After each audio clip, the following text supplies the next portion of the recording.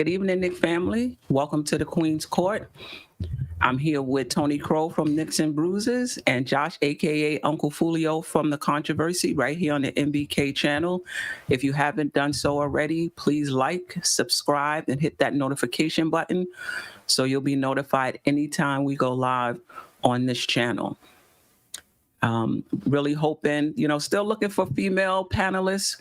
We're really trying to grow the network. I really value, and we all value the points of views of our female listeners. I know you guys are out there, you ladies are out there, so please DM me or email Sim if you want to be a panelist.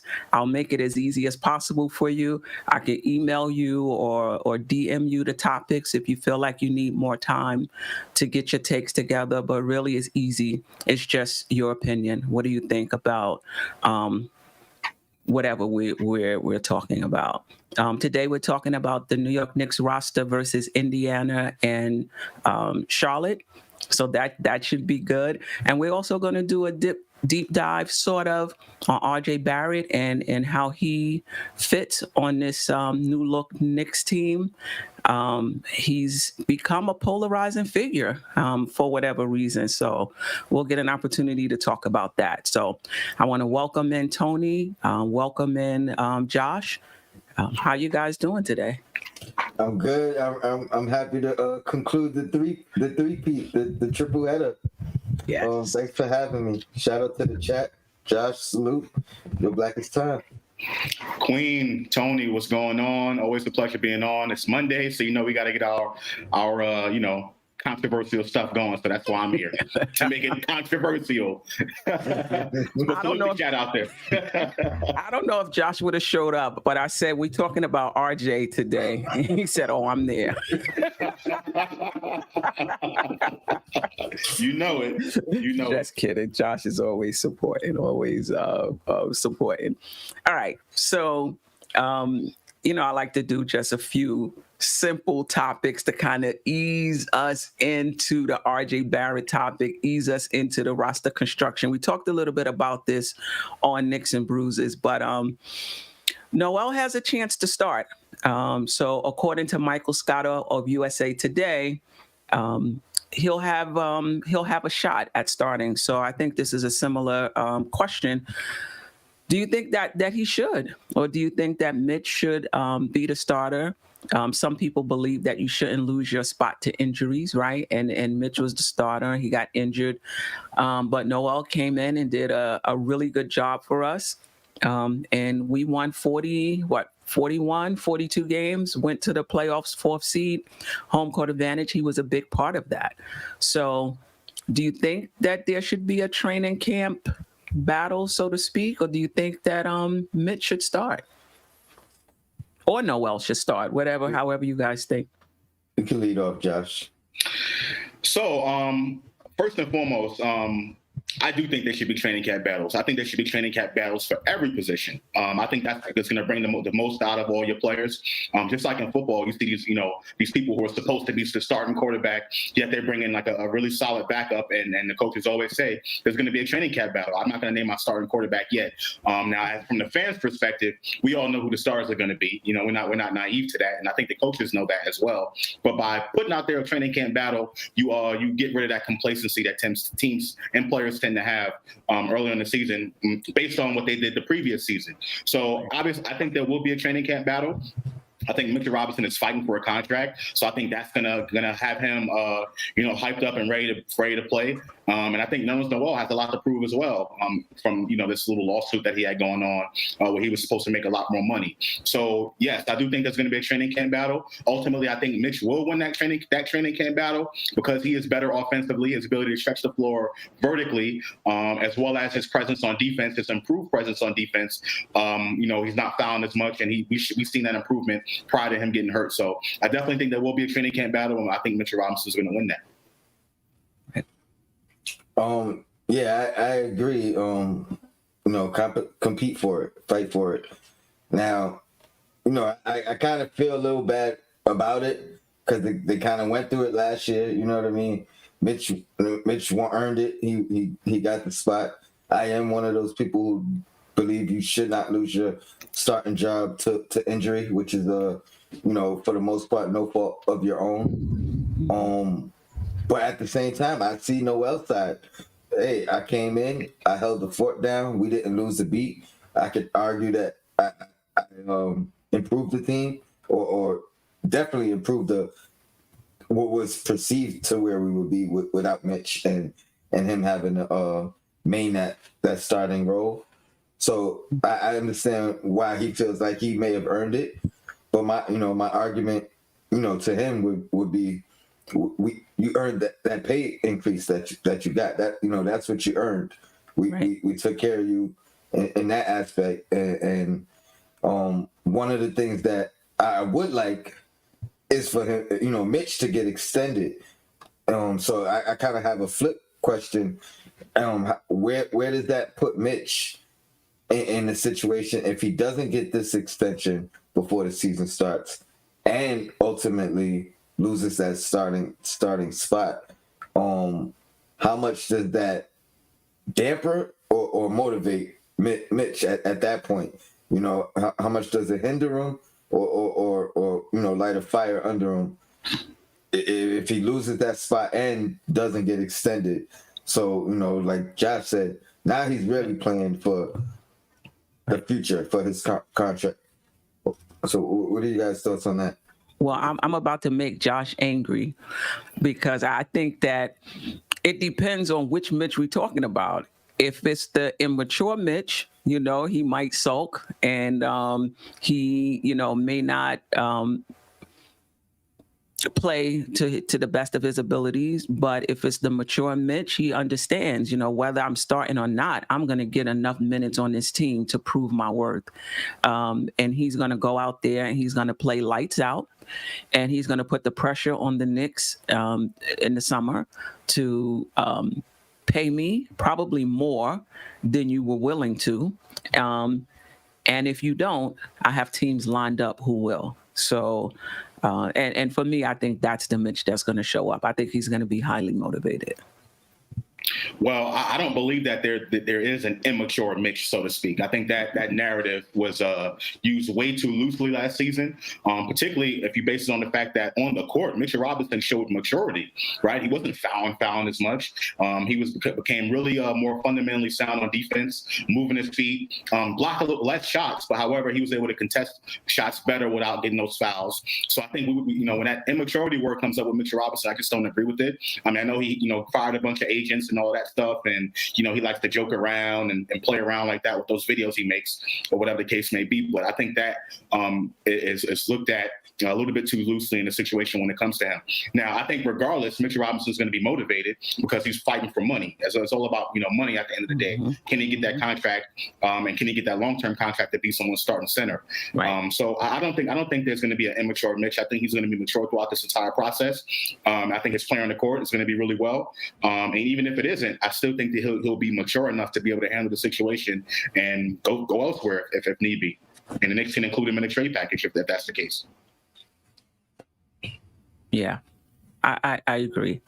I'm just shout out the chat. Sherwin M, appreciate you every week for your support. Heck Brizo, appreciate you. Damian Cox, appreciate you. DJ Space Ghost, appreciate you. Sim, of course, appreciate the opportunity. Tim Smith, Citizen X, all of you appreciate the opportunity. A lot of people are saying basically Mitch will beat him out or Mitch should start. He's not losing the spot. We'll see. I mean, any concerns about the weight he's put on, if that'll hurt his mobility at all, his ability to get out there and guard the wings for a few seconds till those players recover? I like the fact that Mitchell Robinson put on some weight. I think a lot of times when we watch Mitch, his biggest weakness from the defensive side was those bigger, bruising centers he couldn't be able to do anything with. You look at the Al Horfords, you look at the Nikola Jokic, you look at the Joel Embiid, who we're gonna play a lot this season. From being in the same division. Those guys would just beat us up, and they're gonna beat up everybody else as well. They're that skilled, but I'm talking about big body bruising. Get out of my way. I'm gonna push you out the way, and there's nothing you can do about it. We had the most trouble with that. And Mitchell Robinson is considerably taller and a little bit bigger than Nerlens Noel. So I like the fact that Mitchell Robinson put on the weight. Let's see how he's able to use it. I do think there's a little bit of a concern with his injury history. Can the weight be detrimental in that aspect? But I like the fact that he put on the weight overall. I think it's going to help him become a better defender. Mm-hmm. My only concern with his weight is I haven't seen a full shot picture. Maybe you guys have. I don't know if he was skipping leg days or not. I don't know where his strength and his lower body improved, because I think that's where it's most important. I wouldn't be too concerned with the injury history and the weight, and I say that because I think those 2 injuries he suffered last year was due to lack of weight. I think it was really him coming down from like breaking his foot. That was the bone against the floor, and the floor won. You know what I mean? I think that's really what happened. So ultimately, I think gaining some weight, putting on some strength should help him, especially if he focused as much on the upper body or on the lower body as the upper body. Because now, one thing we haven't seen from Mitch is him pin down somebody. Find a spot down low, pin down, turn around, dunk. Now he has the ability, the length to do it. The question is, does he have the strength to do it? And if he added that, you know what I mean? From there, we not only might we see that, but we'll see, maybe we start seeing a hook shot, you know what I mean? A turnaround move to the basket or something to that sense. So I think it could only help. Yeah. Do you think it'll help his defensive rebounding? I mean, I don't know if you guys are concerned about that, but I think he gets 7, 8 rebounds a game. 2 or 3 of them are offensive. I don't have any problems with that. Just looking for him to be a better defensive rebounder. And I'm wondering if the added weight will help him, or you don't even think the weight was an issue as far as defensive rebounding. Generally, I don't think it was that big of an issue for Mitchell Robinson. He's always done a pretty decent job at boxing out, I would say. But it can only help him, the weight, his ability to box people out. But I don't think that his rebounding will be affected by this weight gain at all. I'm looking at Mitchell Robinson, his ability to defend bigger centers as the biggest help that this weight can help with that. But the rebounding, I think he'll be fine. And I actually disagree. I think it will help him. I think part of his problem was he was great at boxing out. His problem was boxing out and securing the rebound. Now maybe that was too much to ask for him, but at 7'1", I think that's what's expected. You got to be able to box out and pursue the ball, and I think that added strength will help. Now he may be able to hold somebody off with one arm instead of really boxing out with 2 arms spread, and that other arm could be used to secure the ball better. So I don't think it's gonna hurt. Obviously, I think it can only help. It's gonna be interesting. I'm also nothing but Nick Sam. I actually think it'll help his rebounding. A lot of times he uses length and not strength to rebound. Am I the only one concerned about his defensive rebounding in general? You guys are okay with his defensive rebounding? I never was concerned about his defensive rebounding. I never was concerned about that at all. Mitch Robinson, he's going to go up and get rebounds. You rarely see him get out fought for rebounds. I think his presence there, his height, I never had a concern for that. Maybe his weight can help him grab some more. Instead of 7, 8 rebounds a game, maybe that goes up to 10. But I don't think Mitchell Robinson had that much of an issue with grabbing rebounds. That's not something I was concerned with at all when it came to Mitch. I just feel like we need more than 8 rebounds a game. Yeah, numbers was low. Yeah. I'm sorry, numbers were low, but it was always something that I felt like was going to improve over time. You know what I mean? He's still young, and he's still young to the league as far as like, you know, missing the college. You know what I mean? So, you know, 2 years in the league, 3 years in the league, he's gonna have to learn that. I don't think it was something that was gonna hamper his career and be an 8 rebound a game guy for his career. But I mean, it's disheartening, but I think he'll turn that around over time. One more thing. I'm sorry, Steph. One more thing I want to say about his defensive rebounding. You also got to look at Tom Thibodeau's scheme, right? Tom Thibodeau's defensive scheme is to force the opposing team to take long jump shots. That's what the Knicks do on defense, right? So typically when you have those long jump shots, you're going to have more guards and more of your wings grabbing those rebounds. That's why you see RJ Barrett grab, 7, 8 rebounds a game. That's why you see that. So I think, I'm not looking at that number and focusing on that number so much. It's the fact that when Mitchell Robinson does have the opportunity to grab rebounds, he's able to do it. He doesn't get beat, and he's strong enough and tall enough to go up there and grab them whenever they're there. But if they're not, I'm not going to, be discouraged if he doesn't put up 10 rebounds a game just because he's 7'1". I think it's a lot more stuff that goes into it. So it's just not a concern for me at this point. We'll see. I mean, I think, we're just looking at the numbers. I don't know if there's an advanced stat for missed rebound opportunities, to be able to really see what those 5 or 6 defensive rebounds actually mean, because that's what we're talking about. A lot of his 2 or 3 of them are offensive rebounds. So we'll see. Shout out to Divine Knicks Real Talk having technical difficulty. Whenever you're able to get on, that's cool. Sim said he disagrees. He think he gets outfought for rebounds. Yeah, I mean, it's definitely something I'll be watching more closely this season. I just think, I don't know if I'm just looking for a round number, but I just like 10 points, 10 rebounds, right? Yeah. Because even if it's 9, you're gonna be like, you can't get one more. You know what I mean? Like nobody want to get 9 rebounds per game. But I think we were a decent to good rebounding team as a whole, right? Like we were better than most. Or was that a flaw of ours? I think when Mitch went out, our rebounding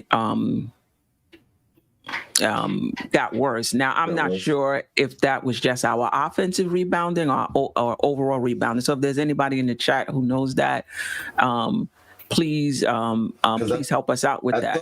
I thought we were a plus rebounding team, and if that's the case, I'm never going to harp on one particular player. If the team is, similar to what Josh said, those long rebounds, if the team is rebounding better than the other, if our team's rebounding better than the other team, I'm not going to necessarily, I'm going to lower my concern with individual players if the team is doing it.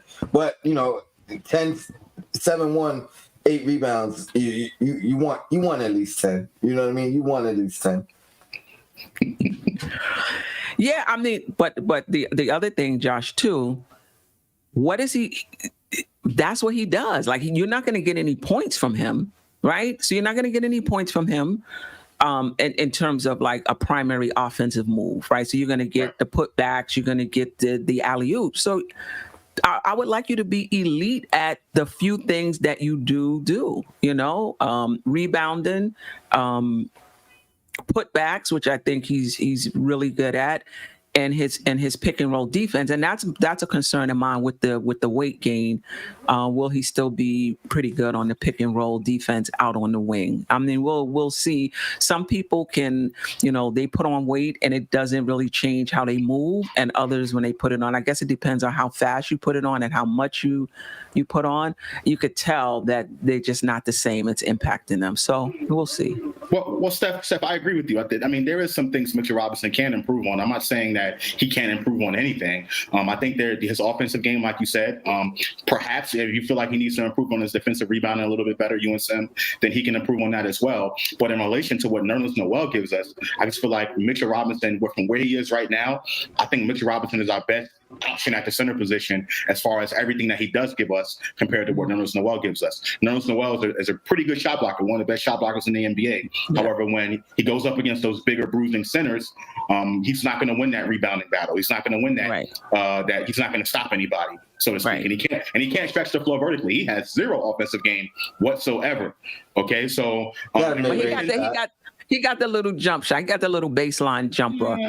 That's more than that's more than Mitch has in that, and I think he should shoot it more. Actually, I agree. I take Mitchell Robinson's ability to stretch the floor vertically over Nerlens Noel's baby hook shot or jump shot or whatever the case may be. He can't stretch the floor at all. Who can? Vertically. Vertically. Oh, vertically. Okay, gotcha. Yeah. I was about to say. I mean, he got me with that way. He said it earlier. My face turned, and I'm like, oh, vertically. Yeah. So I mean, we'll see. I think it's clear. I think I like Mitchell Robinson's game over Nerlens Noel's game. Nerlens Noel. I can't even say this kid's name. Yeah. Over his game, I like Mitchell's game better. I think Mitchell gives us a little bit more. I don't think Mitchell Robinson's a bad defender whatsoever. I think he improved on that a lot. And if you combine that with what he gives us on offense, as far as offensive rebounds, putbacks, and his ability to stretch the floor vertically, that's a better package than what Nerlens Noel can give us. So we'll see what happens. Yeah, we will. Anything else before I move on to the next topic? I just agree with you. I think Noel should show that jump shot a little bit more. The fact that he can shoot it, and he used it a lot more in OKC. I was expecting it more from him, and hopefully he pulls it out this year, because I think that's going to open the lane a little bit more for us as well, and that could only help too. Yeah, definitely. The next topic is just some fun. We're gonna have some fun. There was an article about the Knicks point guard play. So, do we have the slide? This is the Knicks starting point guard since 2010 on opening night. Since 2010, and I just have a few questions about it. Uh-oh. Is it up, or should I just read them off? All right, I'll read them off. So since 2010, these have been New York starting point guard to opening night. 2010, Raymond Felton. 2011, Mike Bibby. 2012, 39-year-old Jason Kidd. 2013, Felton again. 2014 and 2015, Jose Calderon. Was he up there in age? Yes, he was at that time as well. He was. 2016, Derrick Rose. 2017, Raymond Sessions. This is opening night. 2018, Trey Burke. 2019, Dennis Smith Jr.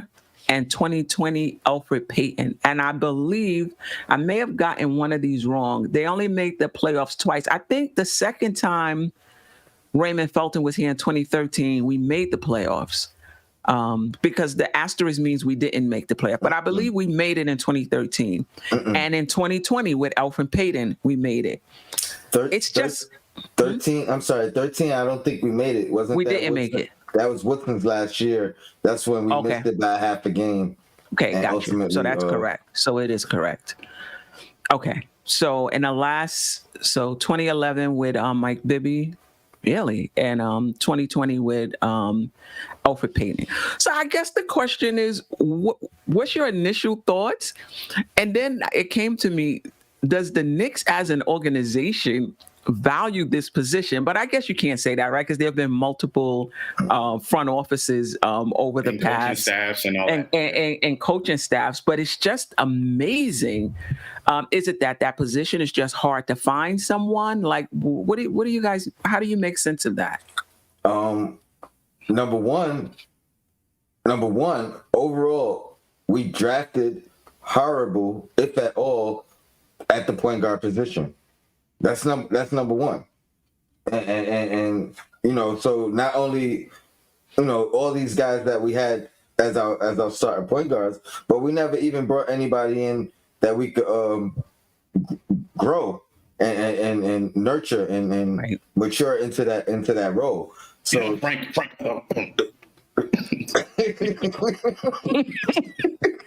I was trying not to call anybody out in particular. Who hasn't been signed, by the way. Yep. So that's the number one thing that stood out. And then like I said, when we got Walker, I think he's easily the best point guard we've had since Marbury, and hands down. I just think the organization really didn't value the position as much. Like Tone mentioned it, we didn't draft that well. We drafted pretty poorly.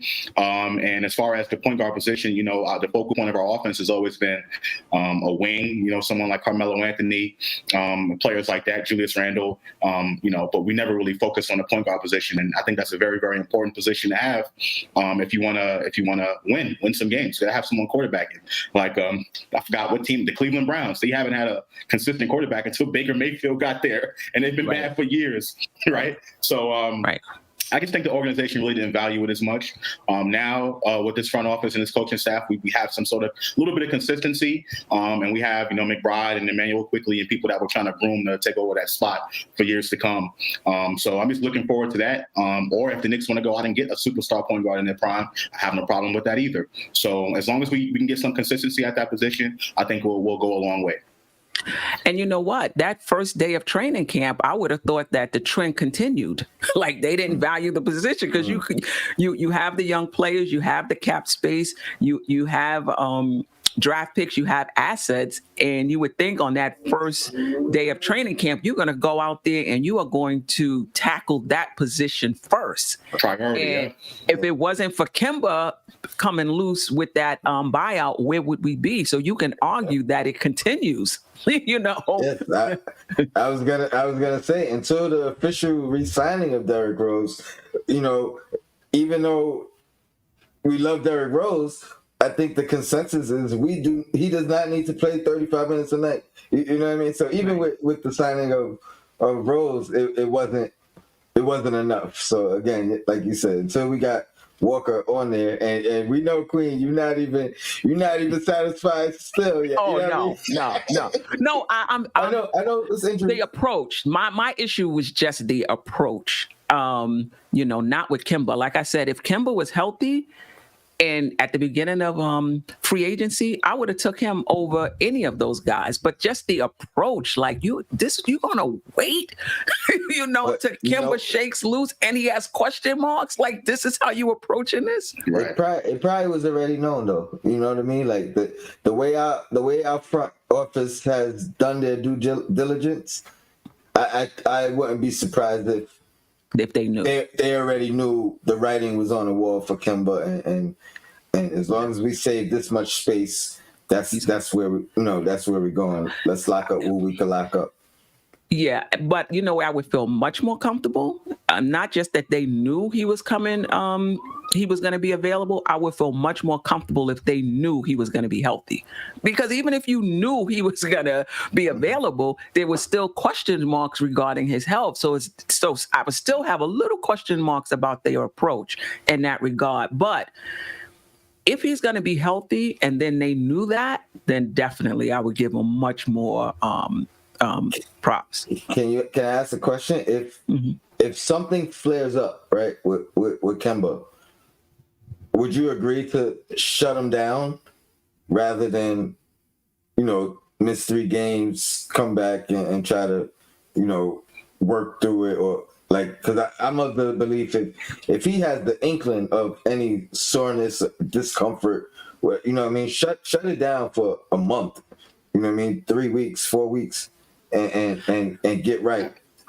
It depends if it's that type of injury. I think we have enough to. If it's the continuous, the same kind of flare-ups he's been having, you know what I mean. I just think we have enough to hold over.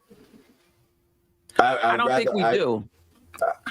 I mean, I don't think we do. I mean, too, it depends on the type of injury. Like sometimes it's an injury that's just a continuous injury. You could shut it down, come back. It still could be the same. It still could be the same thing, right? It just needs to be matched. So it depends on what type of injury. Would 3 weeks off help it tremendously? Then yeah, then then they should do that. But I think if Kemba misses 3 weeks in this tight Eastern Conference, do you think? I know people say, "Oh, we got people that can play that position." You think we're going to be the same if IQ is starting or backing up roles? You think we're going to be the same if Burke? I think we lose ground without Kemba. I think he's that important. I think this time around, if that's the case, if Kemba has to sit, I see quickly starting and Rose remaining in his bench role as opposed to what he did as starting Rose and having quickly run the second unit. I just want to say this is the reason why I said Kemba Walker saved Knicks free agency, right? Based on everything that Queen Steph was saying about prioritizing the point guard position, the Knicks basically, and they may have been talking about this, long before it. Maybe Oklahoma City offered Kemba Walker a buyout long before the Knicks got hold of it, whatever the case may be. But if Oklahoma City doesn't agree to that $74 million buyout. That doesn't happen that often, right? So if Oklahoma City doesn't agree to that, the Knicks are coming to the season without a starting point guard, essentially, because we know Rose is not going to play 30-something minutes a game, and there's always going to be question marks about Quickly's ability to play the starting point guard role. So if Kemba Walker goes down for a considerable amount of time, then the Knicks are pretty much back to where they were last season without having a reliable starting point guard. Now, the hope is that Emmanuel Quickly can pop, or Miles McBride can be able to pop and get some minutes in the second unit, or perhaps start. We don't know what's going to happen with that. But I think it is fair to question how the Knicks are going to be able to perform if Kemba Walker goes down. I think if he does go down, I think we are pretty much back in the same situation like last season. And, we got to be able to deal with what we have, and let's see how we're going to be able to perform. But in this improved Eastern Conference, I think that's going to be a step backwards for us. Yeah, and I think that was my issue, that let's get a point guard. Like the success of our season hinges on Kemba. And listen, I'm not saying that. Listen, the Knicks have had that next player up mentality last season, right? We lost Mensch. Noel stepped in, did an admirable job for us, and the same thing could happen this year if Kemba goes down. But I don't know. I just felt like the Knicks had so much assets that this just wasn't a risk that they needed to take. Right. Like if you don't have assets, you take that type of risk. And I'm not saying that Kemba couldn't been on this team, but that I would have felt much more comfortable with a third point guard. Even if we would have had to pay a little extra for him and maybe not even use it, just in case, because you don't want your season to go down in flames because of something that. It's a good chance that it could happen, or there's a chance that it could happen. Steph, I'm a little. Go ahead. Like real quick, let me just say this real quick, because the Knicks fans are going to disagree with this, right? Last season, if you would have said the Knicks are looking at going to go after Kemba Walker, Knicks fans would have been outraged. They wouldn't have wanted Kemba Walker, not for the amount of money he was making, and they wouldn't have wanted him because of his injury history. Now that he's on the team, I think a lot of Knicks fans realize that pretty much he's our only hope at the starting point guard position right now. So we have to ride with what we have. But a year ago, no one was even talking about Kemba Walker. Kemba Walker was not even, you mentioned that, Knicks fans were like, no, it's the same thing over and over again. You're going after these old point guards who always hurt. So I think we need to put that in perspective a little bit. I understand that he is a part of us and we got to ride with him. He's one of ours. But let's be real about it. Let's be objective about that. Knicks fans didn't want Kemba Walker a year ago. So that's what I want to say about that. I wasn't aware of the terminology of his injury, but I don't agree with him being injury prone. This injury is a relatively new injury. Kemba has been what you would have considered an Iron Man in this league prior to him getting injured, and I think more than anything else. But again, I could be wrong because I don't know too much about the terminology of his injury. But I think he rushed back, and ultimately, that's what caused the injury to resurface. But I was made aware today that this was the same injury of Brandon Roy.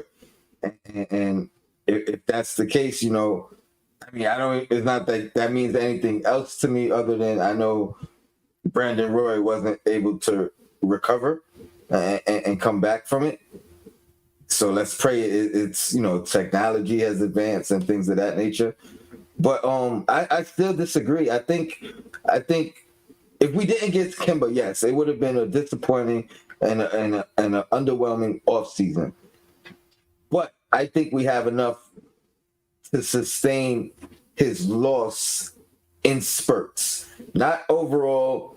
And if it comes down to it, I'm willing to risk some regular season time for him to be healthy when the next season, when the playoffs start, because I think that's where he's most important.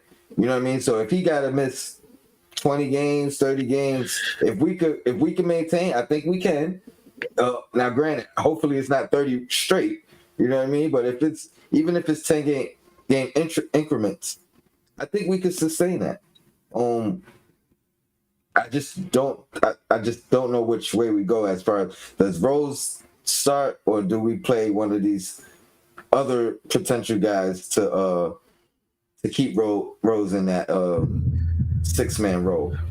Yeah, that's a good point. A shout out to the chat. Anthony LaRocco, Kemba Walker only missed 29 games. What the heck are you talking about? We're talking about, and we don't have all the facts yet. What type of injury does he have? Right? Is this just, a one-time injury? Now it's over. He hasn't been, injury prone, at least from what I can remember. And we don't have to worry about minute restrictions and we don't have to worry about back-to-back, then all is good. But if this is a degenerative, chronic issue in his knee that needs to be managed during the year, then there's a chance that he may miss more games because it just needs to be managed. If we don't know for sure, but if it's bone on bone and if there is cartilage damage, if that's the case, then he may not pay back-to-backs. It may flare up. He may miss 3, 5, 7 games at a time. That's what we're talking about. We're not talking about just the 29 games this year. We're talking about what shape is the knee in right now, and if there's no restrictions. Now, if there's no restrictions on Kemba and the Knicks knew that, then this is a major coup where you're getting a healthy Kemba, no chronic knee issues for $9 million. I would applaud the Knicks, right? We all would want that. Everyone would want that. We would all want that, right? Dream right. Scenario. But if he does have chronic knee problems, you could question the approach. We're not saying that you're not happy that he's here and that he's here now. He's one of ours. We're going to make it work. Players have to step up. We know what we need to do, but you could still question the approach. Dude was an author. We know he's an. Listen, Anthony, I'm with you. I know he's an all-star, but people are, when we're talking about Kemba, that's why I always say, which Kemba are we talking about? Everybody goes right back to Charlotte. They just go right back to that Kemba. We have to see. I think in the first 10, 15 games of the season, we're going to have a good opportunity to see what type of team we have, obviously. But we're going to get an opportunity to see what kind of Kemba we have. And if we have the Kemba, even if he's lost a step, with this team, he's not like he has to create like he was with Charlotte, take his man off the dribble to create for everybody. He's going to probably have a different role for this team. So even if he loses a step, he's going to be great for us. I'm not even concerned about that. I'm just concerned about our season going down in flames. And Tony is very confident in the players we have behind Kemba. And I'm just saying there's question marks with those players behind Kemba, and hopefully it works out. Real quick, Tony, I just want to comment on someone in the chat. AC Canty, he says, Josh is 100% right. We didn't want Kemba last year for that money, but that's why getting him now for the price is a win-win. it's a win-win. But if he's not healthy, then we don't have a starting point guard. So, I mean, again, I think what me and Steph are trying to say is the approach. Is that the right approach, for the Knicks to go after someone who has injury concerns? Yeah, the money's less, but if he's not playing on the floor, then what good is that him having him on the team anyway if he's not healthy? How does he address our need as a starting point guard? We just put up that list up there of the last 10 point guards that we had the last 10 seasons, the starting point guard. How does Kemba Walker address that major need that we've had for years? If he can't stay healthy, he can't fully address that need. And that's all I'm saying about Kemba Walker. I like it that he's here. He's a former All-Star. If he's healthy, absolutely. I definitely want Kemba Walker rather than not having him. But if he's not healthy, then what good is it anyway? What good is his contract? Well, let's say the trend is, let's say he missed 27 games the last two seasons, or not combined, but each of the last two. So let's say that's the trend. I think he's still worth it, worth the contract and worth the risk, knowing we're only going to have him for 57 games or whatever the number is, 55 games out the season, as long as we have him back and ready by playoff time. You know what I mean? So so whether it's us managing his minutes or him having to sit out because of the swelling or the discomfort or whatever the case is, I think he's well worth the risk. To the point of the last, since 2010, we have not had a guy of his caliber. We haven't had a guy who put up 19 points per game since Marbury. And prior to that, it probably, they had Starks listed, but he's not a point guard. So it was probably Clyde. You know what I mean? So we're talking about... Yeah.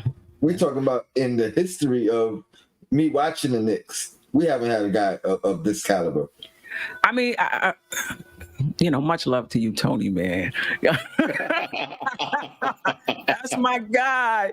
I disagree. I just disagree. If he misses 27 games in this tight Eastern Conference,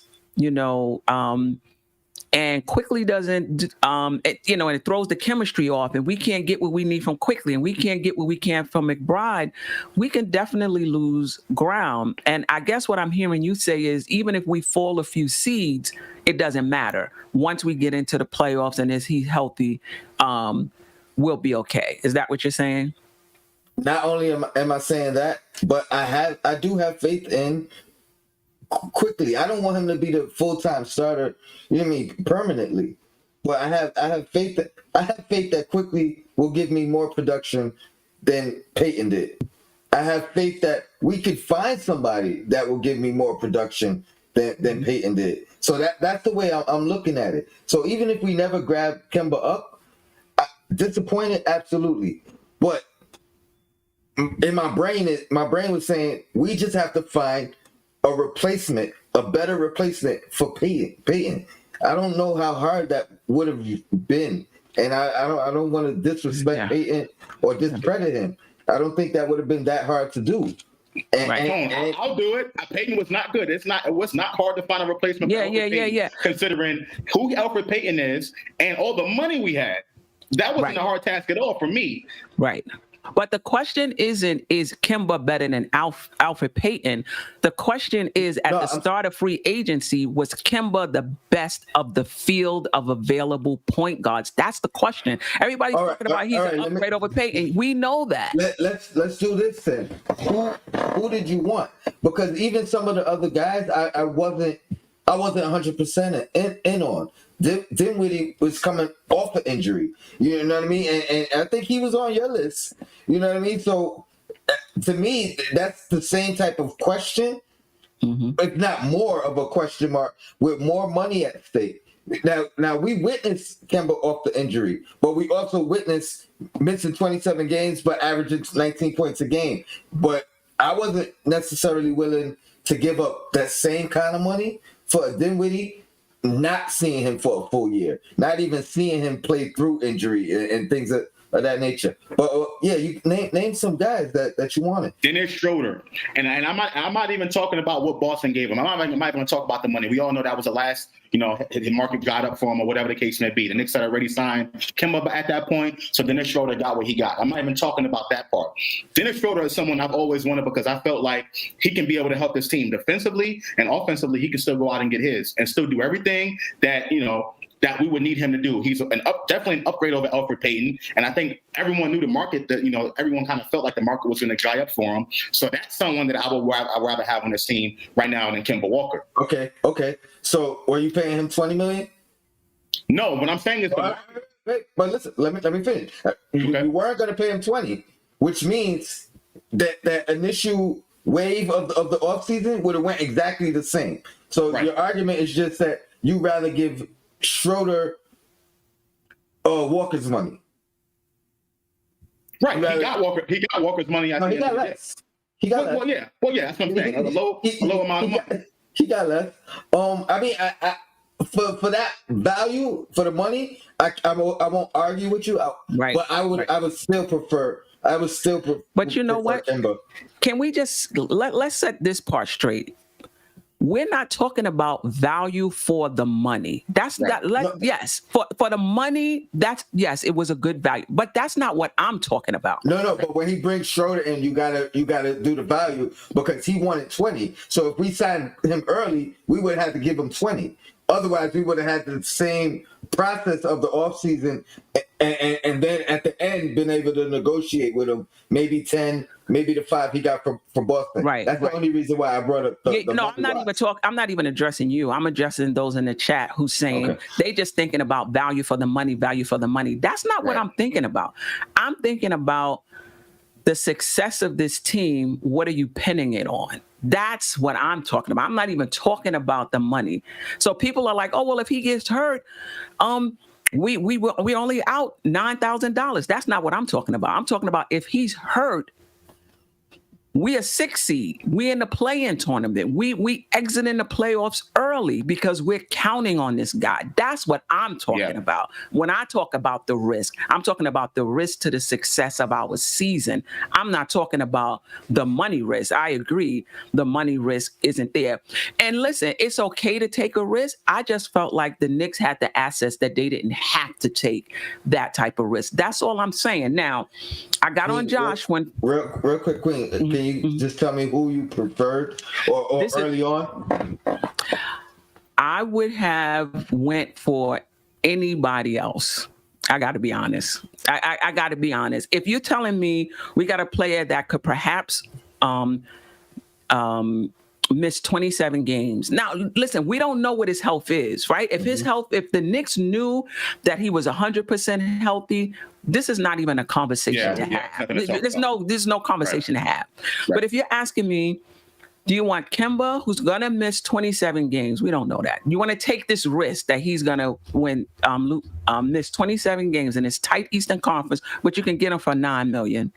Or do you want to pay this guy 15, 18, 19 million dollars, who, of course, anybody can get hurt. We know that. But that injury risk is low, right? What would you prefer? Me thinking about the success of the season, I would have went for that guy. And I get it that would have limited some of our other options. I get that. So I don't think it's an easy choice, but I think that's the way I would have went. And the other thing, this is something else we don't talk about. I would have overpaid for a point guard in a trade. You got the assets. I would have overpaid. You think about what Milwaukee gave up to get, what's his name, the point guard from New Orleans, Holiday. In a vacuum, that was a lot. That was a lot in a vacuum. But as a missing piece, you're going to give it up, because you know what he's going to do for your team. I would have overpaid for a point guard in a trade. I would have just called somebody and just offered two first round draft picks for this guy. I would have overpaid because we were desperately in need of a point guard, and Lonzo flew off the board, and Lowry flew off the board. And I lost it. You would have overpaid. But all right, that was my. I would have overpaid. I would have overpaid for Sexton. We weren't. See, I would have done that trade, no problem. I would have overpaid for him. I mean, you saying the 2 draft picks? Well, that's what Simmons asking. Would I have overpaid for Colin Sexton? I would have took my chances with that over. Yeah, I would have. And to me, that's still possible. And now we could figure something out to where we might not have to include draft picks. You know what I mean? And again, I'm not suggesting this, but quickly right now would be more steadily available. You know what I mean? I wouldn't be so hesitant to do a quickly Sexton trade with less assets included.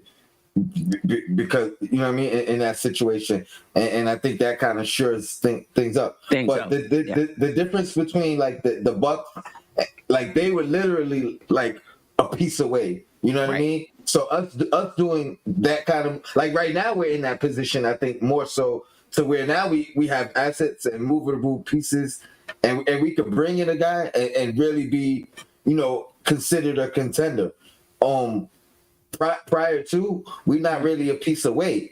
So doing a trade for a guy, it's you know what I mean. Where's our ceiling? I think if everything goes right now, goes right with what we did, our ceiling is like top 3, right? But I think there's other reasons. Yeah, there's other reasons to overpay. One reason is that, this guy is going to get us closer to a chip. Another reason to overpay is we won't have a starting point guard if we don't. So there's a few reasons to overpay. But I just want to say to Anthony LaRocco, how is this even a conversation when Kyrie Irving misses half the season, which he has done most of his career? Nobody says, I've always said that about Kyrie Irving. We're saving that for me and Josh. Right. But I've always said that about Kyrie Irving. I've said the same thing. You cannot put it's a risky play if you sign in Kyrie because of his injury history now. However, they got really good backups. You got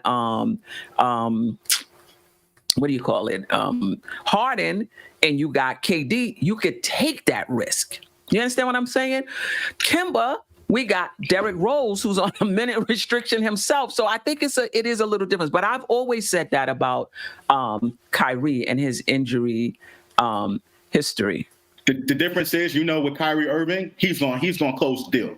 He's going to close the show. That's the difference. Kemba Walker is not Kyrie Irving. Stop it. How can you close the deal if you on a bench, or if your team don't know where you are, or if your coach don't know where you are?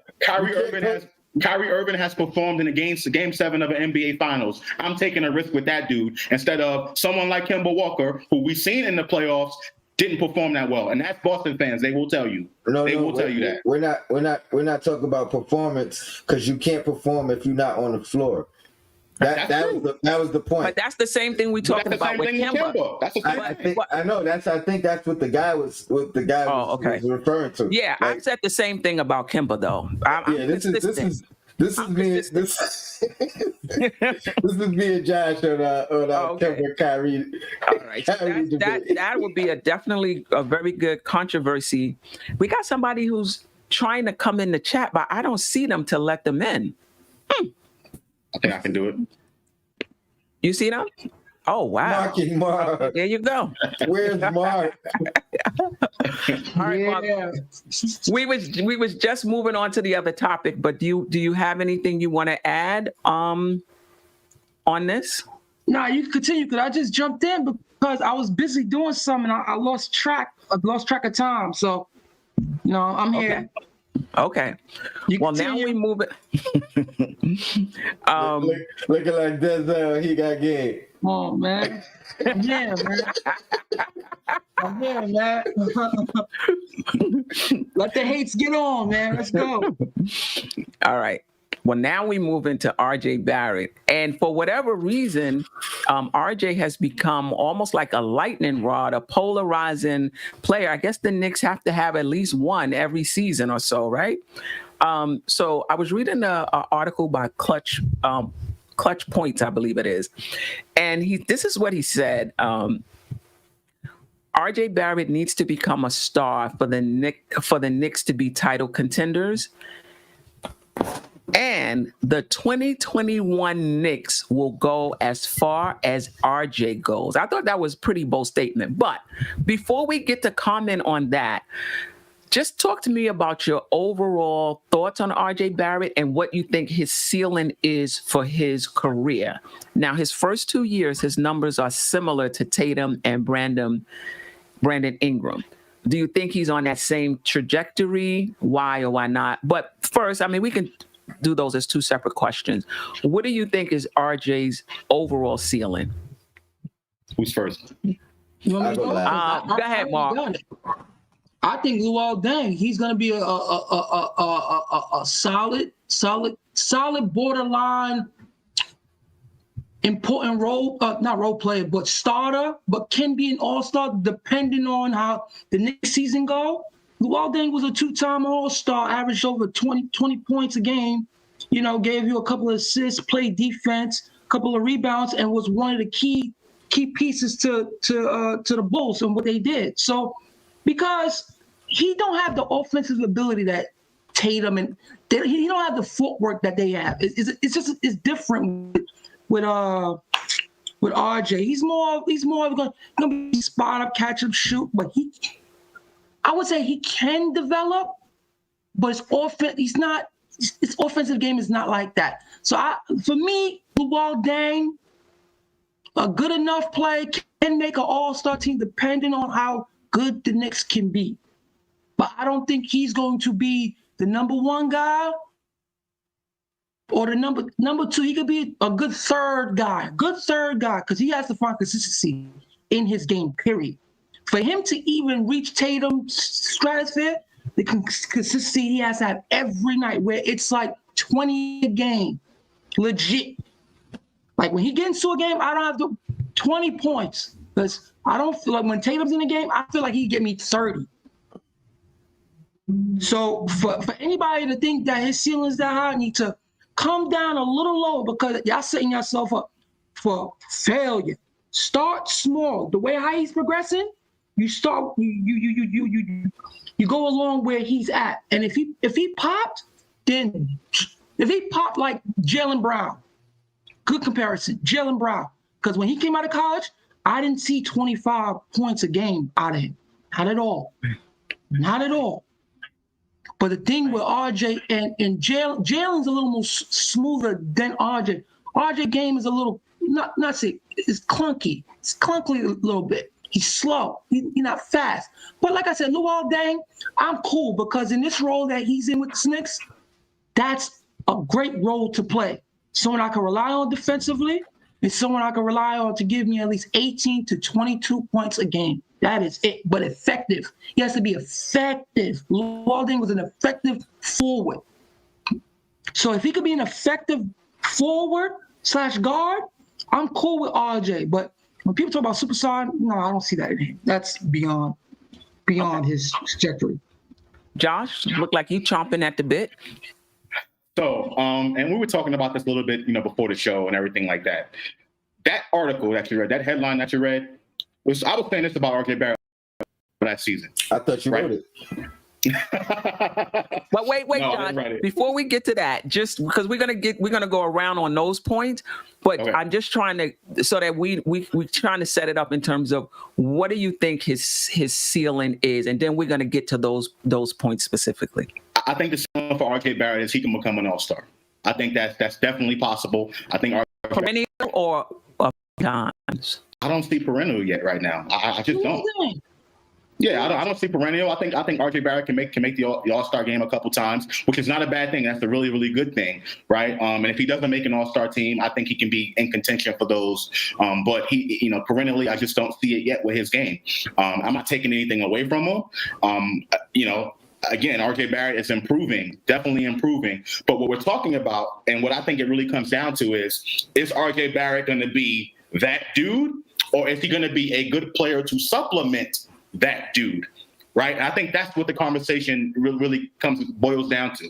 When Knicks fans talk about him, they act like RJ Barrett is the greatest thing since, sliced bread, to use that term again, right? And right now, I don't see that with RJ Barrett. Can he get there at some point? Absolutely. But right now, I don't see it yet. That's just my opinion. Okay, we're gonna go around and then we're gonna get into that question because when I read it, I was like, "Whoa, Tone." Too much expectations on Josh. I don't know if the Knicks fans act like they see it already in them. I think they they see it, the potential down the line, and it feels like you're one of the guys that are rushing it and think that he has to be that dude. I don't think he has to be that dude to be successful. I think he could progressively and naturally grow into that role. And as far as like a ceiling, I do like the Luol Deng, but I think ultimately offensively he could be way better. And he has a long ways to go to reach Luol Deng's defensive potential. But if he focuses in defensively, I do like that comp. Offensively, I'm going to go with the Brandon Roy, Michael Redd hybrid. And what was the second player? Brandon Michael Roy? Redd. Michael Redd. Oh. Now, granted, we're talking about ceilings, what he can reach. And obviously, those two guys were hampered by injuries that derailed them. So it's not a fair way to tell how high I am on RJ when I name those two guys. But if anybody who knows those two guys, they know I'm giving high praise by giving him the comp of those two guys. I say Michael Redd. Well, both of those guys were not as athletically gifted as their counterparts throughout the league. They relied on IQ, and I think RJ has that. They relied on like that dog that I think we all agree. RJ has to get there. Yeah, he's not Michael Redd shooting, bro. That is different, bro. Yeah. Oh, are we talking about right now, or are we asking about a ceiling? I'm asking about what do you think his ceiling? So I'm projecting where he could become. I'm not saying that's who he is today. I'm doing ceiling. So a hybrid, Michael Redd, maybe not as effective shooting because he was a shooter, but that type of ability, and Brandon Roy, that type of ability. So combine those two players, I think that's a ceiling for him. And I use those two because they're non-athletic, but super talented, use the IQ, 20-plus point scorers a game, both of those guys. Maybe not 30, but could get you 30 any night. Wait. You talking about Brandon Roy? Yeah, 20-plus. Brandon Roy, listen, Brandon Roy's skill set was like on Kobe's level, bro. Like literally. To compare RJ to that is kind of wild, bro. To be honest. How old was Brandon Roy? How many years he played in college? I'm projecting. I'm not talking about today. Yeah, but when you're projecting, right, you have to look at the skill set. I cannot say RJ that can't shoot has a skill set of Brandon Roy and Michael Redd because RJ is not a bona fide shooter. These guys are shooters walking on the floor. You cannot compare it that way. You have to compare it like the way I compare Luol Deng. He was a good enough shooter, but he wasn't a volume shooter. RJ's not a volume shooter. RJ's a better shooter today right now than Deng was career-wise. Never. 100%. 100%. Never. 100%. Deng could hit an open shot, but he wasn't shooting no contested shots. He wasn't doing no pull-up J's that you see RJ working on today. Oh, man. You don't put up 22 points and just be a spot-up shooter, bro. He was an all-star. Yeah, he was. Okay, he played. He was more of a slasher than a shooter like RJ. And his mid-range game was bona fide. Go watch Luol Deng. He had a mid-range game which was consistent, bro. When he got to right-hand pull-up, bro, every time. I think RJ's best attribute is his mid-range game. RJ don't have a mid range like Luol Deng, bro. It's not that. It's not there. Yeah, it's Not developing. there. But what I will, Ceiling. I'm telling you, yeah, we talking ceiling. We're gonna get into the first two questions. But shout out to the chat. Appreciate you guys, Gregory Castillo, Hadouken Sharon. I hope I said that. No Life Pond. Congratulations on your new podcast. Sir. Appreciate you. I am a subscriber. I got it on right here. Yeah. Mark White, appreciate you. Jeff Diaz, appreciate you. This is what I will say before we even get into the question. Guys, relax. Guys, just relax. We just talking about what we think his ceiling will be. There are definitely right. He's very polarizing, right? And listen, I agree. Who knew Harden's second year that he was going to be this Harden? Who knew in Bill's second year he was going to be this guy? So we get it. A guy can come in and not play that well his first 2 years and become an all-star. But it can happen the other way as well, where you can come out and get good numbers your first, second, third year in the league and level off. And right, when you look at, I keep going back to Jeff Green. I don't know what team he's on now. Is it Denver or Utah? I'm gonna say about him though, he had the heart issue, so that kind of really changed his whole game. It did. His talent is there, but when you have a heart injury, man, I think that your psyche goes somewhere else. Yeah, that's true. RJ Barrett, I go back and forth with him, to be honest. And Sam, I agree. I always said he reminded me of Paul Pierce in terms of his game, like not very fast, can get to his spots. You know what he's gonna do, but wasn't much you can do about it. No, that's older though. That's when he got older. That's when he was older. Right. If y'all watch Paul Pierce when yo, Jesus Christ, Paul, these guys was skilled. These guys was out of world skilled, man, with their footwork and shooting ability. Right. These guys but it doesn't mean right. It doesn't mean that he can't. It doesn't mean that he can't catch up. But I agree. Yeah. There is something to be said for somebody who's you're the best player on the team, like a Tatum. Yeah. Right. And then somebody who's playing second fiddle to begin with. That could be good, in a sense that he gets to grow up slowly, like RJ right now. He gets to grow up slowly. But I think also you don't really know if he can, because he wasn't in that position, you don't really know, can he be that guy? Right. Because he's never been, in that position. But I see his ceiling as a Paul Pierce. I think he can reach that level. But no, I hear you. But I'm more mellow about it because I do believe that players do stall and players do level out. So I'm like, okay, wow, yes, there was an improvement between his first and second year. Maybe there'll be more bumps along the way. He can continue to ascend or he can level out. We just have to watch, we just have to wait and see. When you watch basketball players, right? I said this year, right, for him, this is his third year, right? Coming up, yes. So when you watch rookies coming up and stuff like this, right? Every year they add something to their game, right? So this year for him, for people to want him to see on this echelon of a player, his 30 has to be to a point where the consistency. This year, if he shows me a level of consistency throughout night, impactful, a little bit of impactfulness throughout games where it's like, you're not, when he's on, you're not gonna stop him, or you're not gonna change the way how he impacts the game. For you to see that, he has to play a certain way.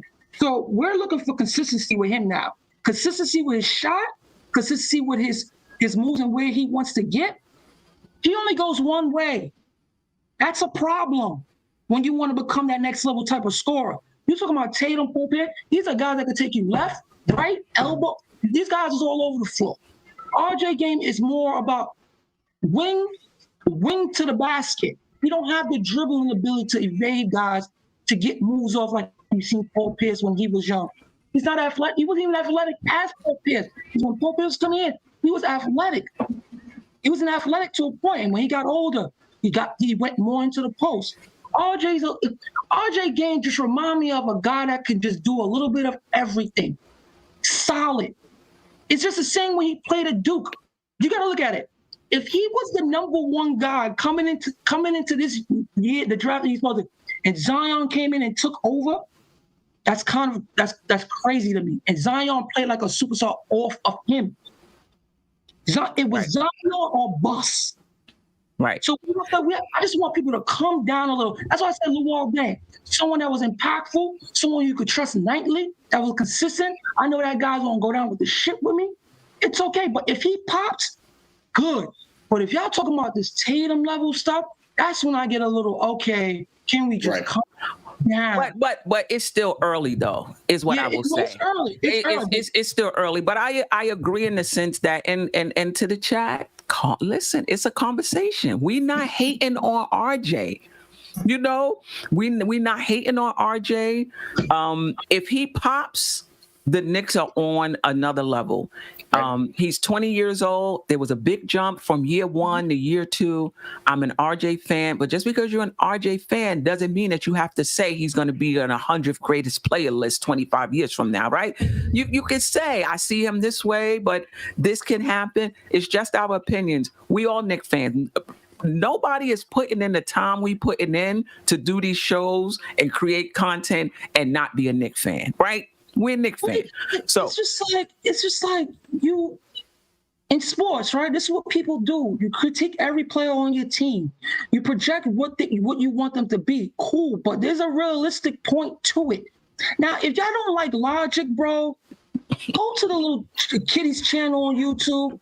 That's a good area for you guys. You like to be told everything the truth, everything in lies, man. You got to look at RJ and how he plays the game, bro. He don't have, but it doesn't mean right. Yeah. But it doesn't mean that he can't improve. Every year he's added something to his game. This year he's adding the pull up off the dribble. Yeah. Let's see. I mean, the team has changed a lot, and so that's what I want to get into. But I just want to give some of these comps. So we have Paul Pierce, Jimmy Butler, Tracy McGrady. Who said Tracy? Wait, who said Tracy? Tracy? No, come on. What are we doing here? Tracy McGrady.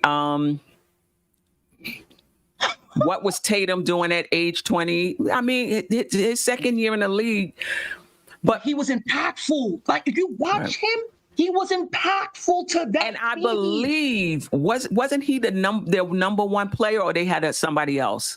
We have to go back to Tatum, because those last 2 years when he was going against LeBron, remember, he was going toe-to-toe with LeBron. Jumped on him in the playoffs. What are we talking about? Crazy, bro. They was. Tatum. Let me tell you something. Tony said, "Whoa, what are we talking about?" If they didn't hit like 2 threes, they would have won.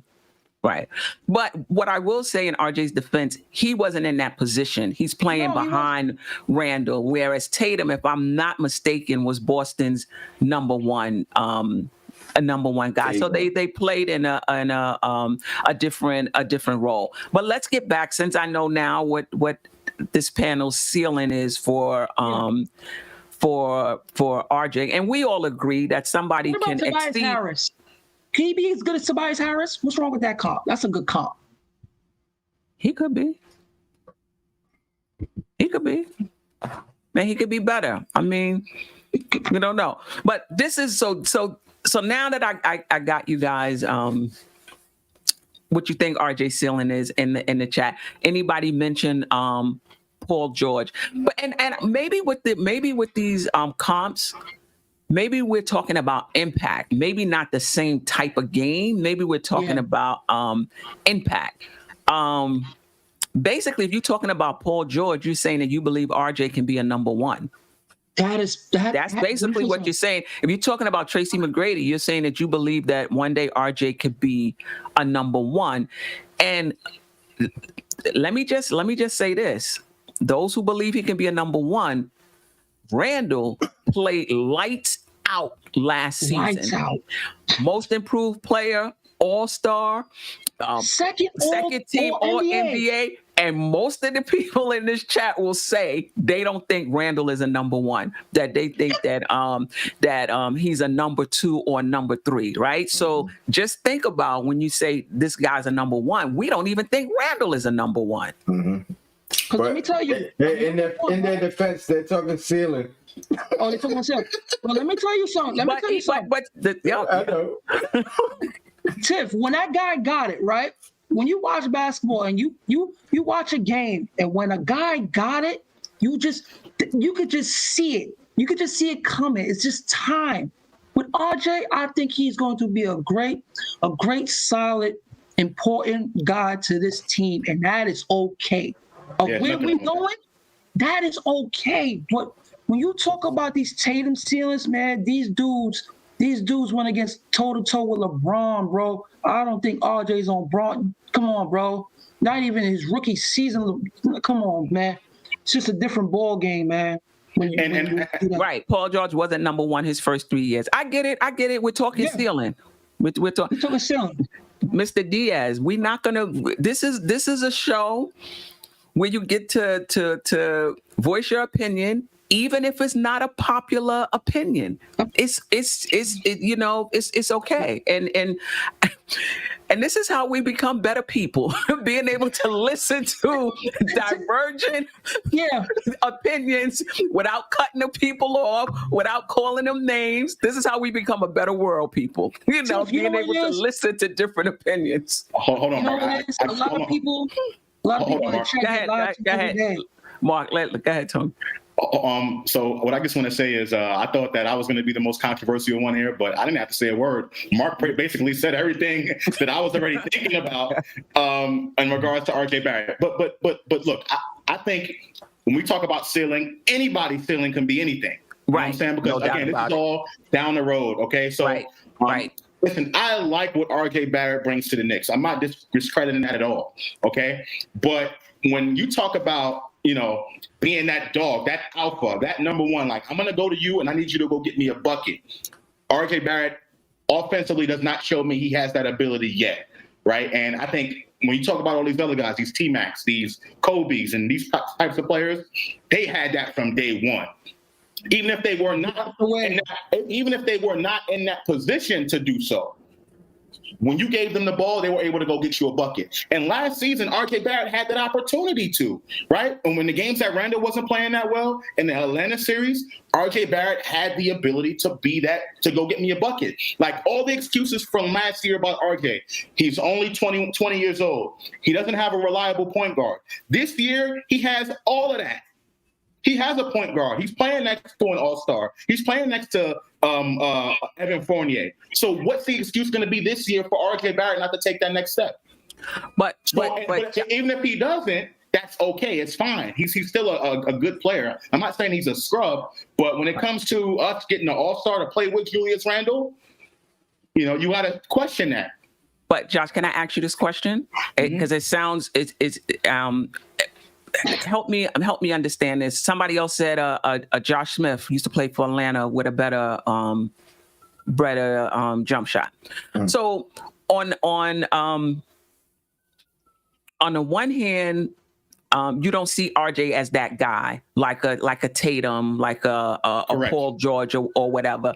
But then on this other hand, and correct me if I'm wrong, you want him to be this go-to guy, and the Knicks are going to go as RJ go. If he's not that guy, then don't you think your expectations have to come down if he's not that guy?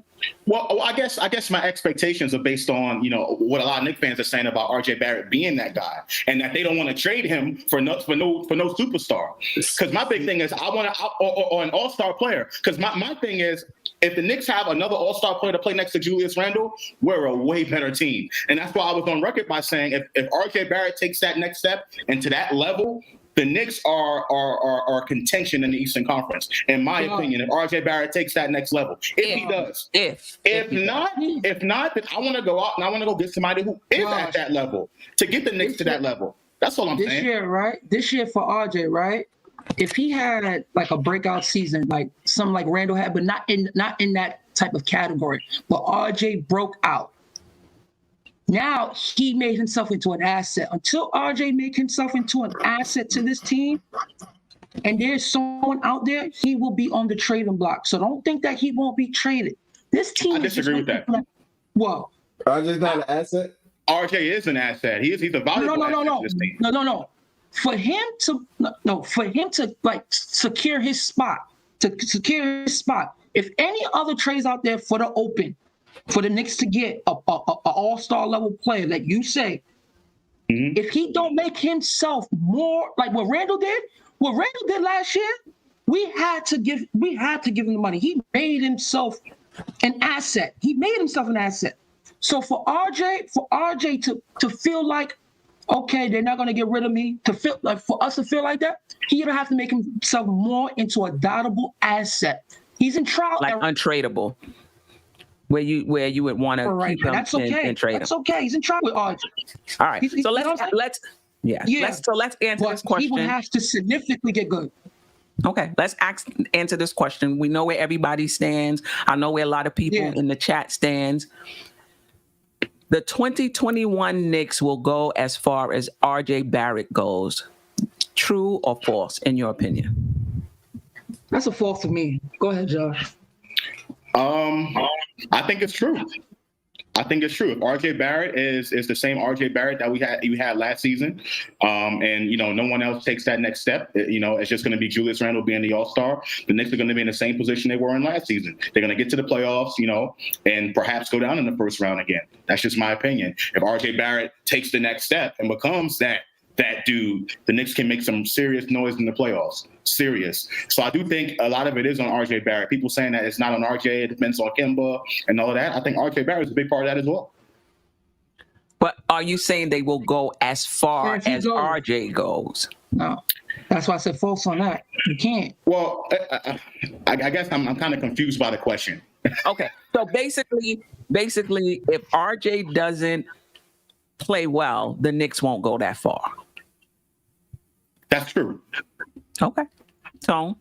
Nah, I disagree. Again, it's like reiterating the same points, but I think it's less pressure on him this year. It's less responsibility on him this year. I agree with Josh in the sense that he has to take advantage of that this year. But ultimately, again, I think if he focuses on taking good shots, shooting a high percentage, he might get less shots per game this year. So his average per game may go down, may stay the same on a higher percentage shooting, but he's not the end all be all for this team currently as we are. And Josh, I mean, you don't think the addition, I'm not even going to mention Kemba. We had enough Kemba talk today. But you don't think the addition of Fournier, you don't think Fournier's in a spot where he's higher on the totem pole than RJ is offensively, or even just his role on a team? Because I think that you got to take that into consideration. The thing that I want to dispel, right? Because a lot of people were blaming what RJ Barrett did not do or his limitations from the past couple seasons because of who the Knicks did not have, right? My whole view of it is I don't care about who the Knicks didn't have. If you a baller and you can go out and get your own bucket, you going to go out and get your own bucket, right? So it's not about necessarily who the Knicks have and if RJ Barrett is going to be that number one dude. RJ Barrett, can the team trust to give you the ball to go out and get a bucket? Last year they didn't. I'm gonna say this, Josh. I'm gonna say this. You can't argue with people that's not here. You know what I mean? Like, you holding on to these comments, and then it's always stirring your viewpoints. You know what I mean? Like those guys are idiots. RJ averaged 16, 17 points a game. He was productive. I don't care what nobody says. I never said he wasn't productive. No.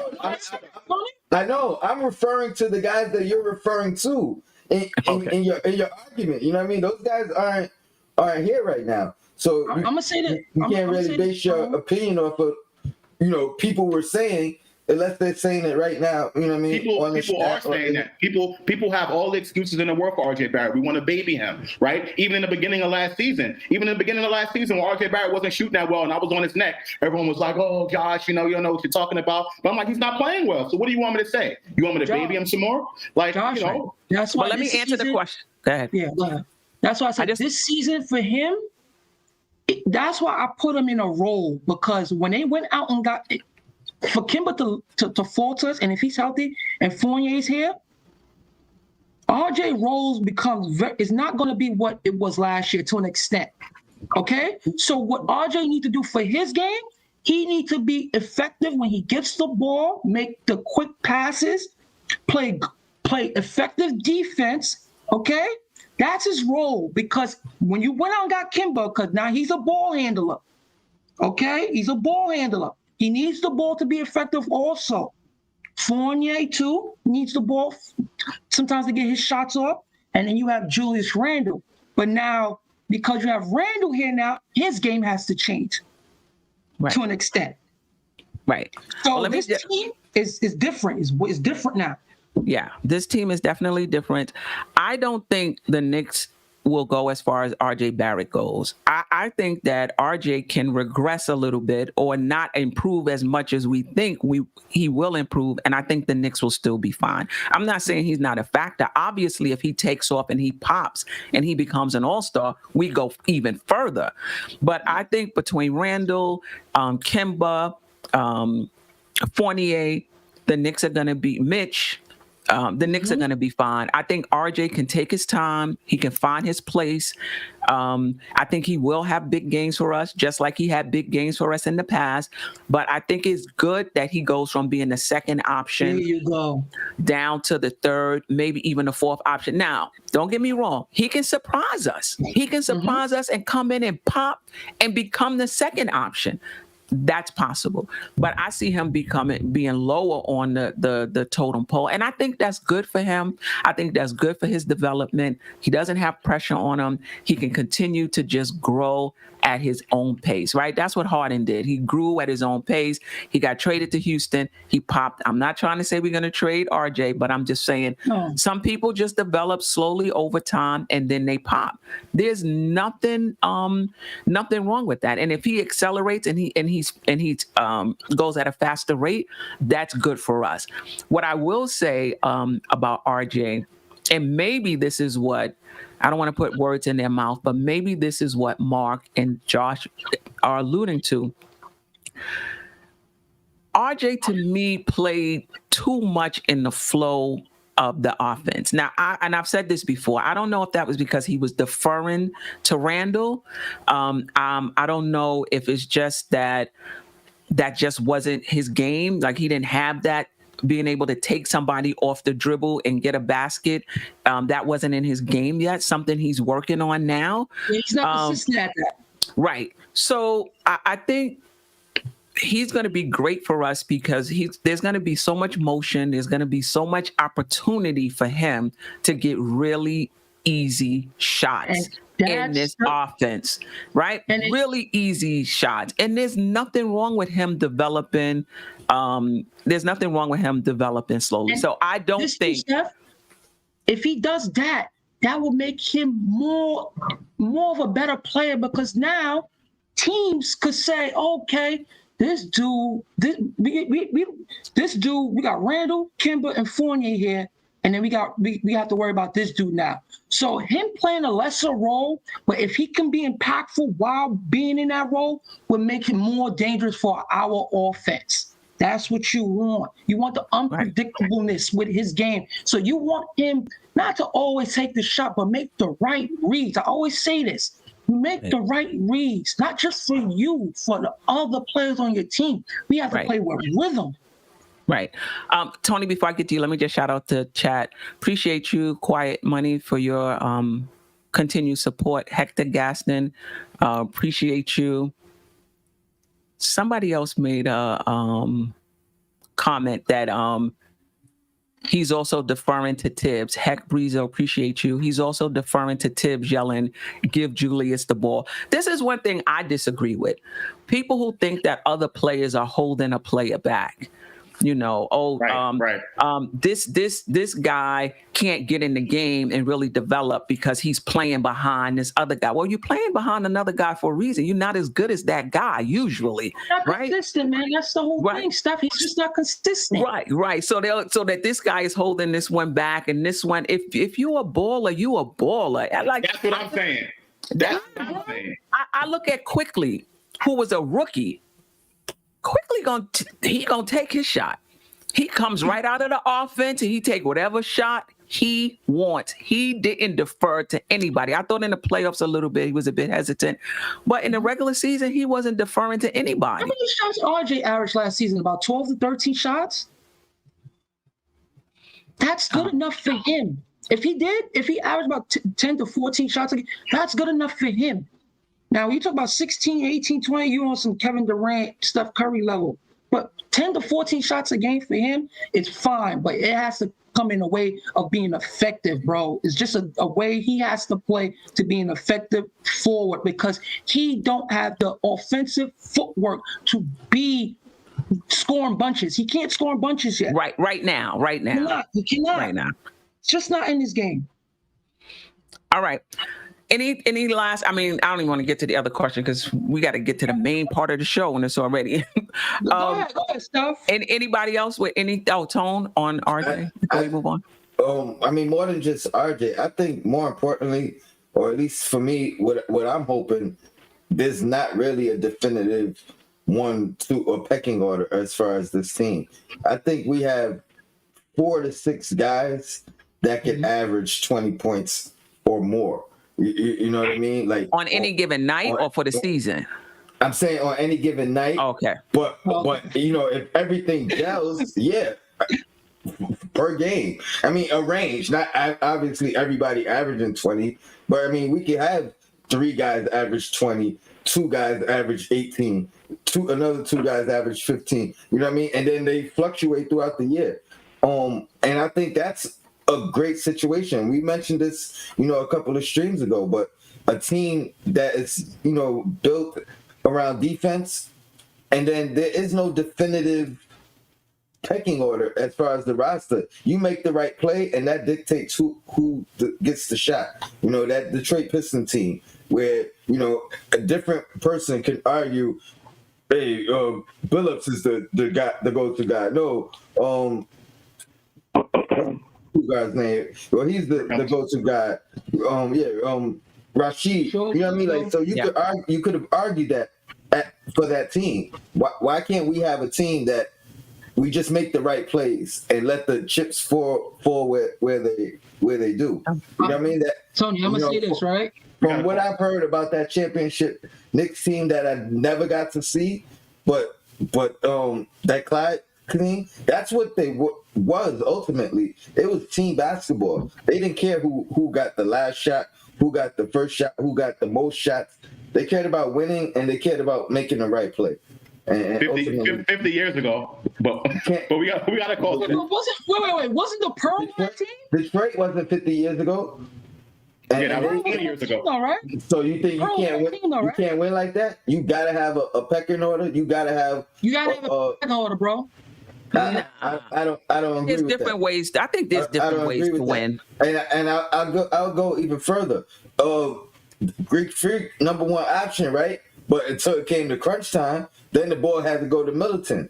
He had to make those shots. He had to create for that team. And then you can't discount Drew Holiday's moments, especially in the actual finals. Chris Middleton is an all-star. Yeah, he is. Tony, you can have moments. How many year all-star is he? How many what? Is he a perennial all-star? No, but he's an all-star. He made it. He got it there. That's what I'm saying. Let us grow. Tony, when you play basketball, though, there is a pecking order. There is a pecking order. No matter how you want to squeeze it, those type of guys going to have their moments. The pecking order can change on any given night. That's what I'm telling you. Understandable. But throughout the game, if you don't have that one guy, you won't be in that position, bro. Giannis put them in that position while these guys followed. And then they put in work. That's what they're supposed to do. That's what they're supposed to do. Yeah, and then the rest follow up behind him. But you have to have that one guy. He also had to learn that I can't do it by myself. Yeah, I think there's different ways to win. I mean, Detroit win. I mean, do you want to say Rip Hamilton was their guy during crunch time? At that time, it was Billups. No, it was Billups all day. Billups? I watched that. Yeah, it was Billups all day. He ran that whole team, organized it. He put Rasheed in his place where he needed to be. Yeah, I need to go back and watch that Detroit team. They followed Billups, then it was Rip, and then it was Ben Wallace on the defensive end. They played as a unit. But any given night, anybody. Billups can have 10 points and they win the game. Rip can have 25. Oh. Yeah, we got a phone call, Steph. This should be interesting. Okay. All right. Caller, you're on the air. Welcome to the Queen's Court. Our first caller, by the way. Okay. Also, what's your name and where you from? DJ from Strong Island. What's goody? Everything's good. Welcome. You know, I'm loving the topic tonight. You know, RJ, I think there was a couple of things I heard you guys talking about. Does the team go as far as RJ takes the team, or as far as he excels? I don't think so, because I think that the players that are joining the team, Kemba and Evan, are going to be significant upgrades. So there won't be as much pressure for RJ to have to do as well. I think Randle is coming off a all NBA season, and all indications are he's like locked in and going to be performing just as well, if not better than last year. I mean, I know Mitch is not the topic, but I really feel like Mitch is the issue. You know, if Mitch makes a jump, then I think that is what makes a significant difference on the team excelling in the playoffs, maybe getting to a second round or to a conference finals. I mean, if Mitch could actually like make a shot other than a dunk, if he could, stay healthy for the whole season, if he could maybe excel to 3 blocks a game, that'll be significant. But to think that RJ is gonna, be an all-star this year and the team can't do well if that doesn't happen, I don't think both things need to be true. He could level off to similar stats as last year, have a great improvement on the rest of the roster, and they perform better. And he needs to play solid defense, like I heard somebody mention earlier. Pass the ball, make the smart plays, make the hustle plays, great defense. And I think the Luau Deng, Jimmy Butler comparison is good, somewhere between both of those. Where he's not really like a go-to guy per se, but there'll be some games where he'll be hot and he'll be the go-to guy those games. But he's he doesn't really project as a number one, anytime soon. But who knows down the road. Yeah, well, I mean, that was my question. I was going to ask, what do you think his ceiling is? But you said it. You think it's between Luau Deng and Jimmy Butler? Yeah, I think that like right now he reminds me of a Luau Deng, which is why I think Tibbs is gonna love RJ. Like he's smart, he's unselfish, he hustles, plays great defense. You can rely on him. He's not gonna do a whole lot of doing too much out there. But he also, I mean, listen, we gotta a little bit give RJ his props a little bit. He did shoot 40% from 3 in his second season in the league. I mean, that's pretty significant for a guy that's right now only 21 years old. So, we can't really beat him up and say he's not a shooter. I mean, there's not really a whole lot of players that are shot 40% from 3, too many, in their second season in the league, let alone at his age. So, I mean, 2 seasons, 140%, he has the potential to keep doing that. I mean, this guy could be just as good as Jimmy Butler, if he works hard and he grinds hard. But right now, though, it's a little bit more of a Luau Deng kind of vibe, because he don't got really the handles to get his own shot. That's something he's really, really going to have to work on. And typically, like the T-Max and these type of guys, James Harden, even though these guys were not really like number ones and you couldn't really tell their ceiling per se, even when they were young and they came in the league, they still had certain explosiveness, certain like ability that you just come into the league with. It's like, you can see certain skill levels that you don't necessarily develop once you get in the league. You kind of come into the league with it. And I've had this comparison with RJ. He reminds me of like a running back, where if the offensive line blocks the hole, he's going to get those yards. But if you're going to rely on him to kind of, be elusive and get past 5 defenders, that's not going to really happen that likely. Great call. That's that. Yeah, that's. You Can I have a ask him question for the caller? I do. Salute caller. Do you think RJ is gonna have to come in this year and take on the role that Bullock did as far as guarding the best perimeter defender, or do you think someone else is gonna have to take on that role? Actually, that's a great question, and I think like if RJ wants to impact the team in the highest level for the team to ascend, that would be the perfect role. Whoever the best 2 or 3 is against the other team, he should take that as his challenge to be the stopper of the shooting guard or the small forward, and allow Evan, really, because Evan is a little bit better on offense, getting his own shot, creating shots, etc. And Kemba's going to have the ball more. And, of course, you got to feed Randle. So now, you know what? Focus a little bit less on offense. Focus more on defense. Start shutting some people down. And that would be a great way to contribute to the team. And that could be him taking it to another level. And if you want to say dependent on RJ, that would be a way as opposed to like he's got to be the number one option on offense. My guy. Yeah, appreciate you. Great call. Be sure to call back. DJ, you know what it is. Knicks vibes only. We here. Good looks, caller. Thanks for being logic. You know what, Steph? Was that DJ Shuttle? I'm not sure. I know. He said Knicks vibes only. He said Knicks vibes only, and I know DJ Shuttle was in the chat. Shout out to DJ Shuttle. Yes, that was him. Oh, I didn't hear. Salute. My God. Yeah, DJ Shuttle, when we was at the MBK draft party, he was the one that played the music for us.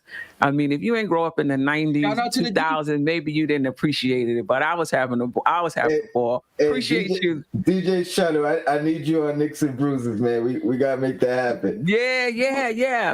I mean, that is a great point. And let me tell you something. If RJ plays that role, that elevates the team. Like, you don't have to be the number 1 or number 2 option on the team. If RJ is playing great defense, if he's hitting his open shots, if he's able to put the ball on the floor and get into the lane when they rush up, so it changes the whole dynamic of the offense. Mm-hmm. Remember when Iguodala went to Appreciate Denver you, Nuggets DJ Shuttle, and it made them like some great 50-win team? He can be Andre Iguodala. Like what Andre Iguodala brings to the game, that's what I would love to see from RJ. Just a person that knows how to play the game right and is effective in what he does. I never looked at him as the number 1 in Duke, and even coming to this team, I thought he was going to be a good, solid NBA player. That's great. Real quick, Josh. That's a good point. Because I think that's a great point as well with Iguodala. And if you look at his career, he didn't come into the league as that number 1 option. He had to wait his turn. He had to earn his spot. He had to get better. But he became a number 1 option. And then, after the trade from Philly, went to Golden State, played that lesser role, but mastered his role. But I think that's a great that's it, bro. Yeah. Because when he got drafted to Philly, he started. And then when AI left, he took that I think at least 2 years, and they got traded to Denver. And then he just he played his role. He played his role, but he played it effective, like he was like an all-star level player. That's what I want RJ to be, and that's okay for him. Right. The last comment before we move on to the roster comparison, Indiana is up first. Anybody else? No, we good. Nope. Move on. All right. Wow. That was, let's take a woosah, everybody, take a deep breath, as we move to our next segment. We got one more call, actually, so let's take this call before we move on. Caller, you on the air. What's your name? Where you from? This is Beans Douglas, calling out of Strong Island, representing 518. And I got a little comments I want to get in, if that's okay. Yes. I think RJ's ceiling is RJ. I think he's going to be his own player. He reminds us a little bit of this and that, but I think he's going to have his own little breakout situation. He's on a better team. And I feel like y'all was saying, I think the pressure's going to be off of him, so I think he's going to shine brighter. Yeah. And I got one Yeah. more thing to say. I think, let me ask y'all, I got a question for the panel. I want to ask y'all about if Randle have one more bad showing in the playoffs, and next year Zion said he wants to come to New York, do you pull the trigger? You think New Orleans would take him? I ain't gonna hold y'all up too long, but I'm definitely watching. I'll be watching all the shows. I'll be seeing y'all. What up, Tony? I see you, Mark. But I just wanted to say peace and blessings to everybody, and I'll talk to y'all later. Appreciate you. No, I wouldn't trade him if he after this season if he had a bad playoff series. One, he's already signed, and two, I'm not as high on Zion as a lot of other people are. Yeah. Steph, is it the injury? No, I'm gonna say, is it the injury issue? Because for me, it's the injury history, and it's also that he can't shoot. You know, maybe let's see. You know, maybe he'll work on that in the off season, and he'll be a different player this year. But he basically plays underneath, the basket or as a point forward. But at this point, I haven't seen him shoot. Most of his shots are underneath the basket. I'm gonna ask you a question, right? Do you want Embiid to shoot the ball, or do you want him to be as good as what he is in the paint? Because what Giannis did was stop shooting and get in the paint, and what happened? Game thing, right? But you think maybe he'll work on that in the offseason. Oh, somebody, player. What that? It's somebody. I think it's another caller. I think It's another caller. Yeah, sounds like it. We do. Caller, you live? No, I think that was it. All right, we gotta move on to the next step because we're not gonna ever get there. So we gotta move on to Indiana. What we're doing is comparing the Knicks roster versus every team in the Eastern Conference. We might only get to one tonight. We'll see how everybody's. But we can do this quick. We can do this quick. Yeah, we're gonna do Indiana. So let's put up their roster. Let me be careful. And then we're going to talk about, do you think the Knicks will finish ahead of Indiana and why? That's the first question. So, and listen, the starters and the bench can change in training camp if there's, with trades or whatever, but Malcolm Brogdon at point guard, Karis LeVert, TJ Warren, Sabonis, Miles Turner off the bench, TJ McConnell, who I happen to really love, Jeremy Lamb. Solid. Yeah, Justin Holiday, Torrey Craig, Goga. What's that? Badazdi? Yeah. Okay, thanks, Josh. And then the situational players with two rookies. I think Chris Duarte will probably be. I would think he's going to be in the rotation, and Isaiah Jackson out of Kentucky. I'm not sure. What do you think about Indiana's roster compared to the Knicks? And do you think the Knicks will finish ahead of them, and why? I'm picking the Knicks ahead of them. That's been my trend and the trend of the jokes on me. But I do respect their starting lineup. I think overall, our bench is too much for them. Our situational guys are too much for them. So the only way they end up beating us head to head, as far as like against each other, like their starters are gonna have to just really dominate for the entire game. But I think we can match up great with their starters, but that's all they really have is a starting five. I take our bench over there, I'll take our rotations over there, and I honestly take our starters over. But they got a good starting five. I think they regressed though from last year and years past. You think they're going to regret? They was already in the play-in, I believe. And they was hurt. Remember, TJ Warren was out for a big portion of that game. They got a good starting five. They got a good starting five. Yeah, if they stay healthy, they're lacking. They're legit. They're a team to be reckoned with. Like they're going. It's going to be hard for them to stay healthy. They're going to average like 35 minutes, 38 minutes a game for this. I'm just speaking of the standpoint. If they're completely healthy, and you bring on Rick Carlisle, one of the best coaches that could utilize guys like TJ McCollum and all these other guys in his type of sets and offensive schemes compared to what they did last year, I think they're going to be a whole different team offensively. That's what we got to see. But I think it's going to be potent because Karis LeVert's potent. Who was their coach? Who was their coach? They had a rookie coach, I believe. Yeah, they had a rookie coach. Oh, yeah? Remember, they fired Nick McMillan. They fired him. See my point.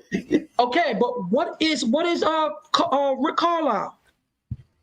I don't think he's a better coach today than Nick McMillan. He's better than Nick McMillan, bro. Let's maybe all time accolades. Yes, today with players, just how he coaches. They both pretty good coaches, but Rick Carlisle is legit. Look, come on, bro. He made JJ Barrett a career. But think listen, his it time wasn't is passing in this NBA. I think he's now. Granted, Indiana's probably a better situation for him, but I think he also has the chance of losing the team. And if McMillan lost the team, I could see. But I don't even think McMillan lost the team. I thought the front office, it was honest. Expected him to do a lot with injured players who were injured in the playoffs, and they got rid of him. I don't know if he lost them. And then they had a rookie. The coach, the players got rid of the coach. This coach, they have a rookie. Yeah. They had a rookie coach last year. They was disgusted by this one. Okay. Right. Well, I think Rick Carlisle is bona fide when it comes to coaching, bro. Yeah, I think, that's why I'm saying. I think the Knicks will finish. Oh, go ahead, Tone. I'll go last. No, I was done. Not Tone, I mean Josh. So, wow. So listen, this is Rick Carlisle's second time in Indiana, right? We all know he was there before. He's familiar with the city and what these guys want to do. I think the Knicks have a better roster. I think, Indiana, you can't sleep on them. I think the Knicks will finish better than Indiana, but you can't sleep on them. And the way that, we have it put here, you have the starters and the bench and the situational guys. To me, it's all about how you use that and how the coaches are able to, implement the system and put in their plays and their rotations and things of that, or what have you. So with that, all that being said, I do think Rick Carlisle is a phenomenal coach. Can't take anything away from him. He's a champion. We can't forget about that either. But I think the Knicks will finish ahead of Indiana, and we're gonna be better than them. And I'm not saying that Indiana is better than the Knicks, but they are a team that is proven every year to be a top 6 to 4 seed at best. If and healthy. They play tough, at healthy. And if they're healthy, right, and you look at their roster, I think Brogdon is better than Kemba to an extent when they're on the floor healthy. Mm. If Kemba is healthy, you think if Kemba is healthy, you think I think Brogdon as a player is better. Brogdon does do more because you're adding the defense. All right. Because I'm just trying to get myself. I'm just saying. I like Brogdon. Yeah, I mean, I think Kemba's definitely better offensively today. Yeah, but once you add in the defense, I don't know. I still think if Kemba's healthy, I still think you got to give the edge to Kemba. But listen, I think the Knicks are going to finish ahead of Indiana in the standings. But this is if everything breaks right. Everything got to break through for us too. Yeah, no, that's the same thing I said last week. Things have to break right for us too. Like everybody, like, oh, this other team, this got to break right, but for us, we good. No, things got to break right for us too. Can you bring up our bench again? Because I'm a little confused here because our bench or their bench? No, our bench. Yeah, do we have that our team? But I think on that second team, it's here we go. Derrick Rose, Quickly, Burks, Toppin, and Noel. So check this. This is how I look at it, right? We have to still see if Obi could get a role, right? We got to see if he's going to be a consistent bench player. So we're still out on him. We still got to see what he can do. Alex Burks, he's bona fide as a bench player. New Orleans, he's going to do what he do. Derrick Rose is from night to night. We don't know if we're going to get a 18 Derrick Rose or a 10 Derrick Rose. We don't know. We have to go in every year with Derrick Rose. He's a different player. Because people talk about him like he's going to be this fire starter every night for us. He's an older player. Take it easy. Our bench is still night to night, bro. Well, I think when Derrick Rose was healthy, he impacted the game. Even if he didn't have the points, I thought he impacted the game. But that was one of my next questions is where do we have the advantage versus Indiana, if at all, in terms of positional advantage, bench advantage, experience advantage, and where do we think that they may have the advantage? And the chat, just because we not have the advantage in every single category doesn't mean that we're hating on the Knicks. But let me just give a shout out to the chat. DJ Shuttle, of course, D Grant, May 4th. Kevin Middleton, appreciate you. Staffordon, D Schools, D Coolest 718. Appreciate you, IQJ, and the rest of you guys. Appreciate you being in the chat. Appreciate you being active in the chat as well. And just a reminder, everybody on this panel is a Knicks fan. Okay? All right. So if we could pull up their roster again, in terms of where do you think we have the advantage? Where do you think they have the advantage? And you can also include bench in there. You can include experience. You can include coaching. I'll keep it simple and just say depth, overall depth, and I'm going coaching. I don't care what y'all say about Carlisle. I think the Knicks have the advantage in depth, definitely. I think our best player, Julius Randle, was better than Domantas Sabonis. And that's not a diss on Sabonis at all. But I guess I would prefer Julius Randle's game over Sabonis' game, even though he is a beast. Mark, okay. I like our guards. I like our guards better than their guards. And I think Miles Turner might have the advantage of a Mitch. I'm sorry. But I like Miles Turner over Mitch. But overall, I think we're a deeper team. We have a deeper bench. And, we're better. Josh, let me ask you a question. About that Randle Sabonis, how far away is Randle from Sabonis? It's not Sabonis from Randle. You mean Sabonis from Randle? Where's the meter? Like when your peer plays up? I just want to be honest because Sabonis is great. He has the But Randle is more dynamic, in my opinion. I think with Sabonis, you're going to get the rebounding, you're going to get the scoring around the basket. He can hit the three, but he's not a point forward. He's not bringing the ball up. You're not running the offense. All right. Okay. But are you running the offense through him? That's what they did for the last couple of seasons. They did. Mark, I'm not saying Sabonis is a bad player and Julius Randle's overwhelmingly better. I think they're both all-star players. They're both, they pretty much can cancel each other out. It's just that I would prefer Julius Randle over Sabonis. Okay, no, I just want to see. Yeah, and I would say that is RJ Barrett a significant upgrade over TJ Warren? Are we sleeping on TJ Warren? I think that's a call-em. I like the matchup. I'll tell you that. Yeah, I like that matchup. I like the matchup. Yeah. I would take Kemba over Brock, but I love Brogdon. I love Brogdon. I really love his size, his defense. Is Brogdon considered injury prone? Yeah, I think so. Yeah. I just want to know. A few years ago in Sim's chat, we have tape on this. People was talking about trading for Brogdon. Even Sim, he is that good. Yeah, no doubt about it. No, there's no doubt about it. I like Brogdon.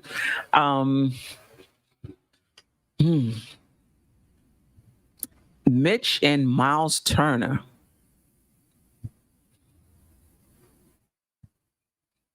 Wow. I like Mitch on that end because he just do things that I love. He just do things where it's just like he does things that just it makes you happy. I think he can guard Miles Turner because Miles Turner is not an aggressive offensive player. So he's not gonna like score on Mitch like he's like Joel Embiid or even Sabonis at some point. So Right. I think, But he'll stretch the floor though with the three. yeah, he'll stretch the floor. But the thing with Mitch is that he can He follow. black threes. He can follow. So it's almost like a fight there. It's going to be a fight. I would say that front court is going to be a fight.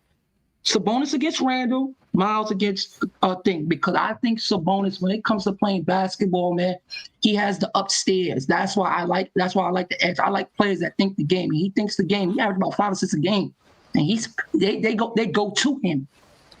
They do. I just think Randle is. I just think Randle is. I think that starting lineup matches up very well. I will say that. Yes, they match up very well against the starting lineup. That's what I mean. Depth is what's going to take us over the top. Because every time we played them, Sabonis dogs us, man. But even with the depth, there's a few people in that second unit we can count on, and there's a few people that we are hoping comes through, and that's IQ and Obi. I think Burke you can bank on. I think Rose you can bank on. I think Noel you can bank on. I think Obi, he played well in the summer league. We hoping he continues that. IQ, I think IQ is going to be better. I think IQ is going to be better. And I think Gibson has the ability to slide in if Obi's slacking. I don't think Obi gets the same. Noel slacking. I don't think or Noel, but I don't think Obi gets the same window for mistakes this year. Even though I don't think he's going to need it, I think we're going to see a better Obi this year. But by chance, if we don't, I don't think he gets the same opportunities. I think we rely on Gibson and play some minutes at the 4 to relieve Randle. I think that'll work fine. I don't want to bring Knox into the equation, but he could play 2 positions if need be. So I think we got options. Hey, as much as I love Obi, I don't think Knox got the same opportunity that Obi got last year. And had Knox got the same opportunity, I do believe he would have been more productive. I'm gonna tell you this. There were times where Obi looked really lost. If you look at the 2 players, one play with energy and one don't. And that's the difference for Tibbs. That's the difference for Tibbs. It's simple. Yeah. Let me just shout out the chat. When it comes to the appreciate you, chat, chiming in on the matchups. Nobody's agreeing with Mitch. I love Mitch, but Turner got him on that. Jeff Diaz. Turner would light up Mitch. Oh, Diaz got 2 in there. Mitch not better, but he can do things to offset Turner. Raymel. That's what I'm saying. Leonard. 5 assists is not 6 assists. No, Randle averaged 6. Right. So that's what they're saying about Sabonis. He averaging 5. He's like 5 assists is not 6 No, assists. but he's not the passer like Sabonis. But listen, it is different. But whenever Randle and they went head to head, it's a matchup. I thought Randle got the best out of it, if I remember correctly. He did. No, he did. But like when it comes to head up, it's not like where it's like Randle's dog and Sabonis. He had to fight for it. Yeah, he had to fight for it. And some of them, he had to fight his way back to get the edge over Sabonis. It was certain games where Sabonis did have the edge early. And Randle had, Randle had to put his foot down and say, "Nah, I ain't having it." Right. Any matchup you're looking forward to seeing? RJ Randle. Sabonis and Randle. Nah, I like RJ, TJ Warren. I want to see Kemba and Brogdon because I want to see how effective Kemba could be over a big guard like that. That's going to be Achilles' heel. When you put a big guard on Kemba, bro, and with his knees coming back, I don't know what his curve step look like. So that's going to be a problem. Yeah, I'm going to bring it up because it needs to be. Because we like to talk about injuries, and he has knees injuries, and they're there. So let's not. I just asked you if is Brogdon considered injury prone. So, at the very least, let's call it a wash, right? Well, if they're both on the floor. Right, they both injury prone, but if they're both on the floor, I think that's going to be a good matchup. DJ Shuttle had Turner over Mitch, Julius over Sabonis, Warren RJ is a wash. Evan over Levert. Levert is better than Fournier. Stop it. And Kemba and Rose over Brogdon. I think when you break it down, I think these teams are closer than you think. What in a 4-game series, regular season series, I'm saying 2-2. Anybody saying 3-1? I'm gonna say 2-2 because you know why? It depends on if the Knicks could play Knicks style. Because Indiana's gonna play their style every time, bruise you. I'm gonna say 3-1 because we too deep. I think ultimately. Tony, I love you, son. I know it's been the MO on the Queen. But their second team is not bad either. And I think Duarte may beat out. You know what it is, Steph? It all depends on Carlisle because he brings out these guys. They be like, how is he doing this? He brings out the best like Tibbs does. Yeah. Every time he has someone, he brings the best out of them. Just the style of play because they're going to play quicker too. I think they're going to play a lot quicker. And the Knicks has a big problem against quicker teams. Right. 3-1, JJ Fournier over Levert, and what world? Levert can't shoot. What? I think we're looking at, whether someone can shoot. Like, I think we're like overvaluing that. I think there's so much more to the basketball game. There's so much more to the offensive game than just shooting the basketball. I think it's going to be 3-1 us. I'm going to go with that. Thanks, Josh. Thanks for holding me down. I say 2-2. I think I'm gonna say 2-2 for everybody in the Eastern Conference and in that same tier as up until we get down to like Orlando and though then I'll say Yo, Tony, what gives you the confidence to say 3-1? Our depth. I think ultimately I like the matchup starting lineup for starting lineup. Yeah. I think it's very close. Okay. Like Seth said, I think I'm not going to undervalue them starting unit wise. As long as we don't do that. Yeah. I think ultimately we're deeper than they are. And I think that's what wins it for us. All right. I hear you. But that's a team that we have to work for every penny, I believe. Just because Rick Carlisle brings a different style and sometimes Tibbs get in his own little way on his defensive schemes. And when it comes to offense, Rick Carlisle will run a ring around you. I've seen it plenty of times. So we better be careful.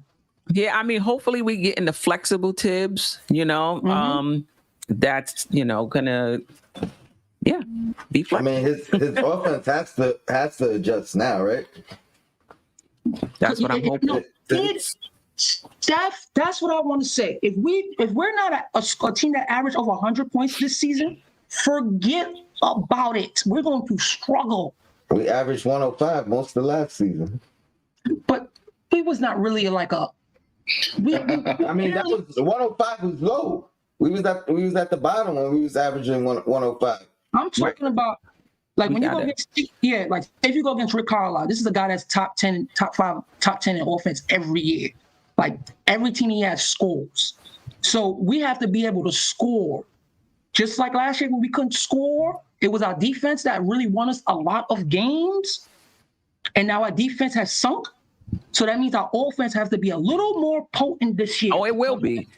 Yeah, it will be. And I think our defense maybe not, but we might not be top 4. Steph, we was excellent last year.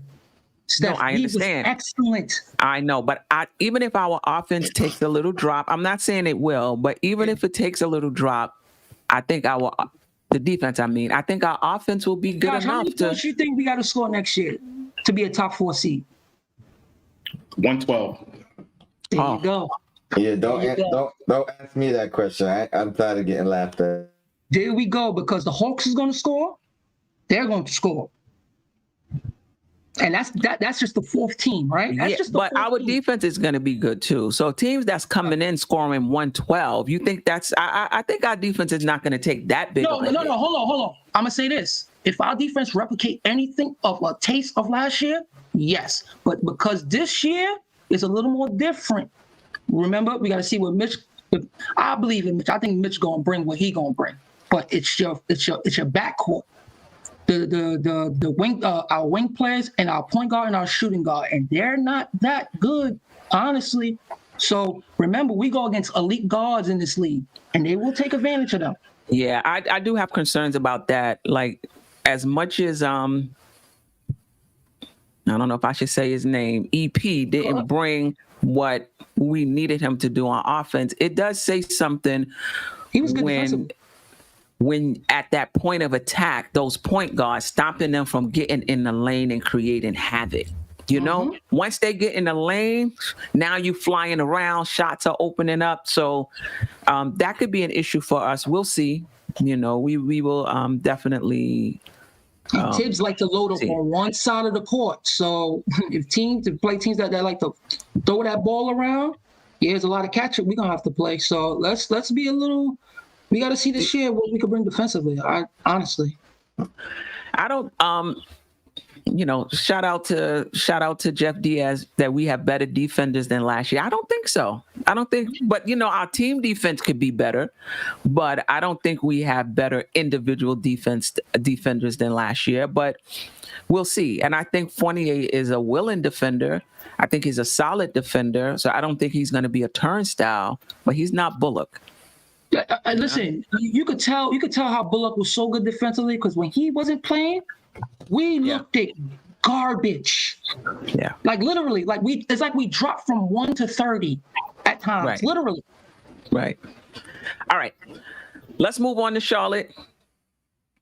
We'll put up their roster, and it's the same question. Do you think the Knicks will? What's your thoughts on their roster, and do you think the Knicks will finish ahead of them? So the starters: LaMelo Ball, Terry Rozier, Gordon Hayward, who's back, PJ Washington, Mason Plumlee, who's new. I think he was traded. I want to say from Detroit to Denver. Yeah, it was from Denver. From Detroit to Denver. From Detroit to Charlotte. Right. And on the bench, Ish Smith, James Bouknight, who's a rookie. He may or may not get the start. Kelly Oubre, Miles Bridges, Bismack Biyombo, and situationally Cody Martin, Jalen McDaniels, who got some time for them last year. Vernon Carey Jr. and Kai Jones, who's the rookie who we traded the 19th pick for. So just overall, what do you think about the roster? And do you think the Knicks will finish ahead of Charlotte, and why? Josh, you go first this time. Yeah. Who, me? Yeah. Yeah. So I really like the Charlotte Hornets roster. I really do. I think they're a really, really young team. I think they kind of mimic what we're doing right now. They didn't really have a bona fide all-star yet, but I think LaMelo Ball is right on his way to being an all-star. I think he's really the real deal. I think he's that good. But other than that, I think Charlotte is doing exactly what we're doing as far as building around their young core. Bridges and Washington, LaMelo. And, you know, now they got Bouknight, which is a shooter that they have. So I think they're going to be really, really competitive. In the end, I still think that we'll have a better roster than them because we do have an all-star in Julius Randle. And I think that we have a little bit of a deeper team as well. But I'm not sleeping on Charlotte. Charlotte and Indiana are kind of in that same tier for me. Just, you know, really good players. Can't sleep on them. Wouldn't be surprised if they take a step forward. But I think the Knicks are better at this point. Tom? Yeah, I think they end up being better than Indiana. I'm actually gonna say we have a better record than them. Are we separating our head-to-head matchup? Or yeah, you can say that as well. I'll give them a 2-2. How's that, guys? Look at that. I think they match up. No, you being generous right now. No, I think they're dangerous. I actually look at them in the same way that I looked at the Hawks last year. Okay. You know, where I probably wouldn't necessarily want to face them first round in the playoffs. Not saying that they're a better team, but the matchups are kind of scary. You know what I mean? Like, I think they have guys. Say that again? Terry Rozier, he scares me. That boy. Yeah, I think there's just tough matchups head to head for that roster versus ours. So like I said, very similar to the Hawks. I think they're just a scary team for us. I think other teams, certain other teams might dominate them, but head to head, I think they're a tough matchup on us, and I think they will get better than last year. Right, Mark. It all predicates on Hayward because when he was healthy, they was projecting up. They was projected up last year. When he went down, they tailed off because he is that good. He is that effective on the floor. That dude does it all in little ways. I like for him to do. So let's say they're a scary team if Hayward is healthy, because when you look at the guard spot, Terry Rozier, boy, I got respect for him because he really lights up people and he goes back. He go, even though he's not a star, but he acts like one, he plays like one, and he closes deals. So I'm gonna say this: the young guys like Mal Bridges, he's only trending up. I want to see what Book Knight gonna do. I wanted him in the drive. I think he's gonna be a bona fide scorer. Everything predicates on if he develops. They got a good bench. Mason Plumlee is good. Who's at the 4 for them? Washington. PJ Washington. I have him like a young David West. He's trending up. He's a real good player. I like him a lot. And if LaMelo takes another leap, come on, man. This team's just gonna get better. LaMelo, for me, LaMelo and Hayward. If those two guys are consistent and level up, yeah, they're gonna be a scary team, man. They're gonna be a scary team. Like, these teams are scary to us because, again, we're still in a proven state. So they're a scary team to us. I would say we would have the edge as long as if we could play Knicks basketball. If we play Knicks basketball, that's what was the difference from the Hawks series. They punked us and we didn't. Point blank, period. I mean, the only thing I would say about Charlotte, I would say 2-2-3-1. I think the difference is defensively. Will they be able to guard? And they fast. The same thing with us at the point guard position. There's a lot of speedy point guards in this league, and we have to be able to stop them at the point of attack. But I do think we finish ahead of Charlotte as well. Any matchups that you're looking forward to seeing? I'm gonna say this: Kemba can't guard LaMelo, so I think they're gonna have to put. That's the problem right there. LaMelo matchup. Who are you gonna put to guard him? I have to put a small forward. Yeah, he has the. RJ is not quick enough to guard him. This is an elite ball handler. I like the Kemba matchup on him. On who? Yep. On LaMelo? Yeah. He's not gonna post them up. You know what I mean? Yeah, he could shoot, but is he a shooter? You know what I mean? Like, I take my chances, not necessarily giving him a shot, but just making him shoot contested shots. I think he's a pick. Nah, I think you got to put Fournier or somebody on him, and I think you got to put Kemba on Rozier. Rozier? Yeah, I was just trying to pick and roll on him every time.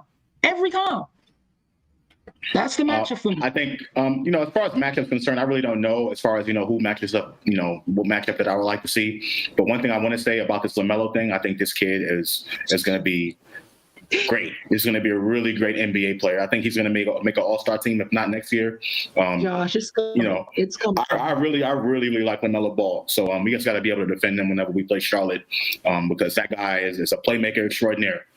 And a great rebounder. And a baller. He's a baller. You know what I'm saying? Not just ball brand, but he can ball. He's been balling ever since he was young. And I think that's real scary for the league. So I'm really high on LaMelo Ball.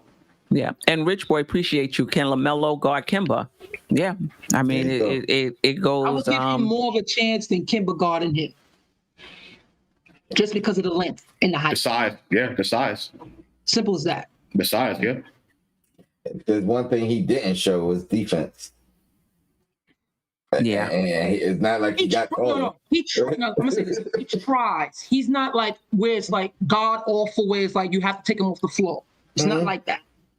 It's not like that. From what I've seen, it didn't look like he tried. It looked like he took defensive possessions off and made up for it with his phenomenal offensive play.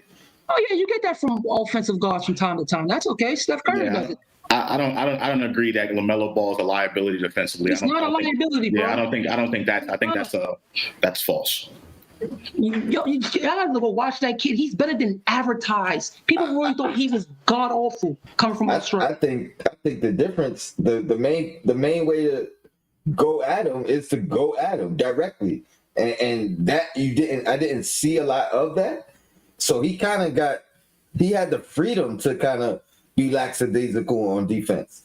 But me personally, I'd attack him every single play, every single time. Yeah, and I would say this: other than Rozier, I think the Knicks are just a more gritty type team. I don't want to say tougher, but they're just a grittier. A grittier team. That's all I can say. I think the Knicks are going to get into Charlotte, and other than Rozier, I don't know if they'll be able to match it. Now, I'm not saying LaMelo is not a good player. LaMelo is. Yeah. I like him a lot, but I still think that the Knicks win this match. I just think defensively, I just don't think they're going to be able to guard the Knicks. Like, who's guarding Randle on that team? Who's guarding Fournier on that team? Who's guarding the Knicks players? I'm gonna say this, right? They are a faster team, right? So you have to add that, because now you see our offense. But we limit fast break points, though. No. You're right. Yeah, we don't have those players that do that on the perimeter. This is the problem. Just remember this: how lucky we was from the 3-point line against teams. We was lucky the way our defense was playing last year. Okay, and you took away those guys. We don't know what it's going to look like when you have these guys on the perimeters. We could look like the same Knicks team that get hit from threes on a consecutive. So it's more for me. It's more I have to see how the Knicks comes into games guarding the 3-point line, period. That's going to tell us if we're going to lose or win games terribly. I think one of our biggest weaknesses moving into this next season is our wing. It is. I think that is going to be something that I want to see if the Knicks can be able to replicate what they did last season. I'm not saying that Reggie Bullock is this all-world defender, but his ability to switch off multiple positions, I think that was very valuable, and that's the reason why Thibodeau played him, right? Evan Fournier is going to give us something offensively. He's going to be an upgrade offensively, but defensively, and so I have question marks on the wing. So, our defense, I think we might have some issues defensively, but we'll see how it all comes together. We still have to figure out how it's going to work. Right. But not the point guard, just the wings? Just the wings, yeah. Just the wings. Well, I guess you can have questions at the point guard position as well, defensively. But again, Elfrid Payton is not he's not. If Kemba was like Mike Conley defensively, I'd say we'd be a better team. He's not even Mike Conley defensively.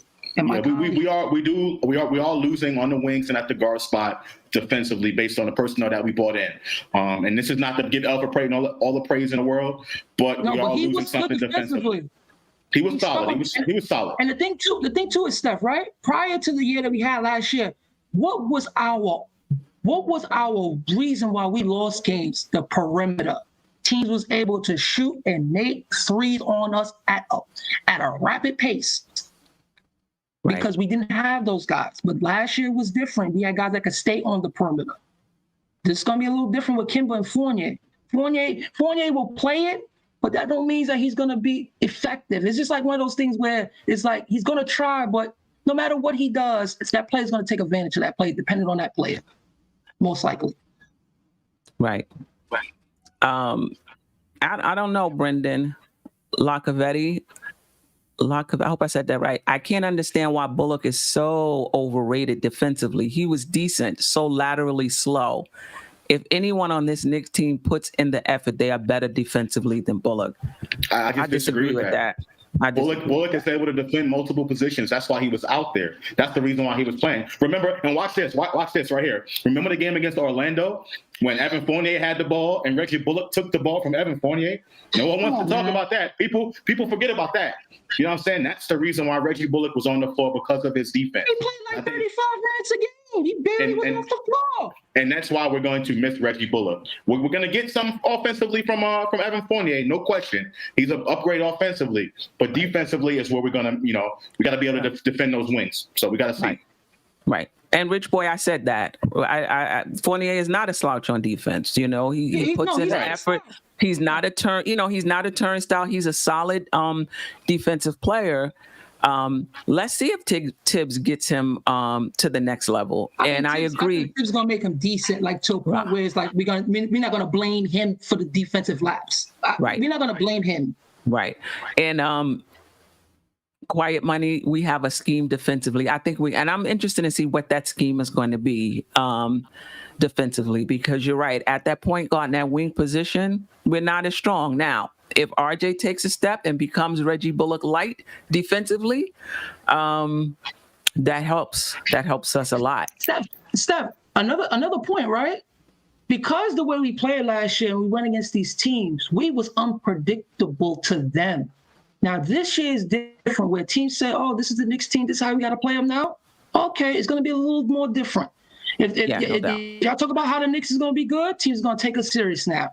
Right. So no more zones, no more double teams, none of that. Yeah, definitely. Yeah. All right. Thank you. You guys know how to read defensive ratings? So, like, if it's the higher the number, the better, or the lower the number, the better? On what? On a defensive rating. I would defend. I know we was at least top 5 in the league, bro. Top 5. It was top 5. It was. Let me tell you something. If we'd have lost and never went to the playoffs, I was just happy off the defense principles that was played last year. It was that good because we won games defensively. We couldn't score, bro. Right. Well, if Bullock and EP always got cooked, I don't know if it's going to be any better. No, I just wanted to bring the lower the number, the better. The lower the better. So, Walker was a 109. Mm-hmm. Both Bullock and Payton were both 110. I think 110.9 each. Mm-hmm. And then Fournier's a 114. So we're talking about a 4-point on offense. Defensive rating. So a 4-point difference from Fournier to Bullock, and Kemba actually had a better defensive rating than for Payton. Barely though. Barely. 1 point for point guard. 4 points on the at the 2 guard. Because you know why too, right? When the Celtics used Kemba, they used Kemba off. Like he wasn't guarding like the premier guards. Right. Because the way Boston plays their defense is more of a help, but a positional defense. They got to be at the right spot at the right time. But if you're talking about like a one-on-one situation, Kemba get torched every time. So you say he wasn't playing the point? You say he wasn't playing the point guard? He wasn't playing. He wasn't guarding the premier guards. Yeah. I'm just saying his rating was better than both Bullock and Payton. Right, but there's a difference between who you got a 109 and you playing the better player, and you got 110 and you playing. But anyway, Celtics are known for their defense too. They're not a team that don't play. Their defense is very, very, very, very good too. And you got to think about it. Fournier was, granted, it was limited time and limited games. But he was there with Walker. So, you know what I mean? So if Walker wasn't guarding that guy, most likely how many games, it was Fournier. How many games? Did they play together? Or those two. They only played like 13 games together, I think. Yeah, you cannot compare that to Alfred Payton and thinking they played a whole season together. No, you can't do that. Hey, I'm just going off the defensive rating. And Payton was the guard all year long. So to be at 110, I'm not trying to take nothing away from him, but the numbers are the numbers. He guarded the point guard on the other team all year long. Who's that? Payton. Right. I don't know if Kemba did. No, I'm just looking at. Right. I'm only talking about Payton right now. Right. 110. Oh, okay. It wasn't the greatest. The average is 107 for the league. Right. at guard position. All right. Any last thoughts? I appreciate you guys. The show went longer than anticipated, but it was fun. We got caught up on RJ Barrett a little bit. But that was fun. And it's always good, in my opinion, to look at the rosters. Oh, we're gonna win, and we're gonna win. But it's good to look at the rosters and see the changes that the other teams have made. We'll continue that next week. I believe it's Chicago.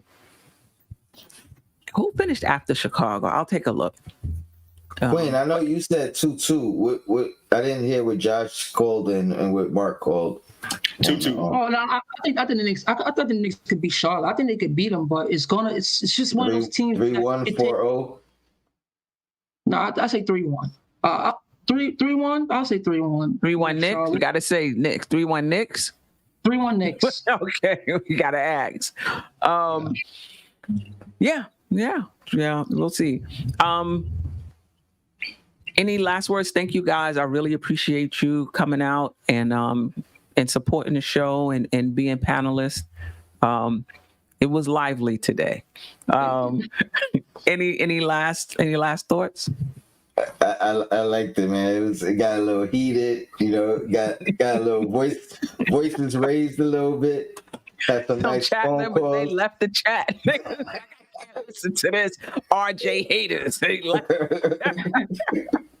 Oh man, but thanks for having me, Queen. Salute to you guys, Josh, Mark. I love to get you on my show. I don't know. When you doing your show? I changed your name to Where's Mark, not Who's Mark anymore. It's Where's Mark. I do not know how to find you. Yo, Tony, let me tell you something. It's like I'm like Carmen San Diego, bro. Sometimes you gotta cash when you can, bro. That's just how I am, bro. Listen, every Monday and Wednesday, you know what I mean? I'm doing every Monday and something. Wednesday, all right, bet. So reach out to me and we'll set something up. All right, no problem. Feel like it's time. Go ahead, Josh. Thanks, Queen. Oh, of course. Appreciate everybody. Appreciate the chat. See you next week. Yep. See you next week. Appreciate you guys for coming out every week.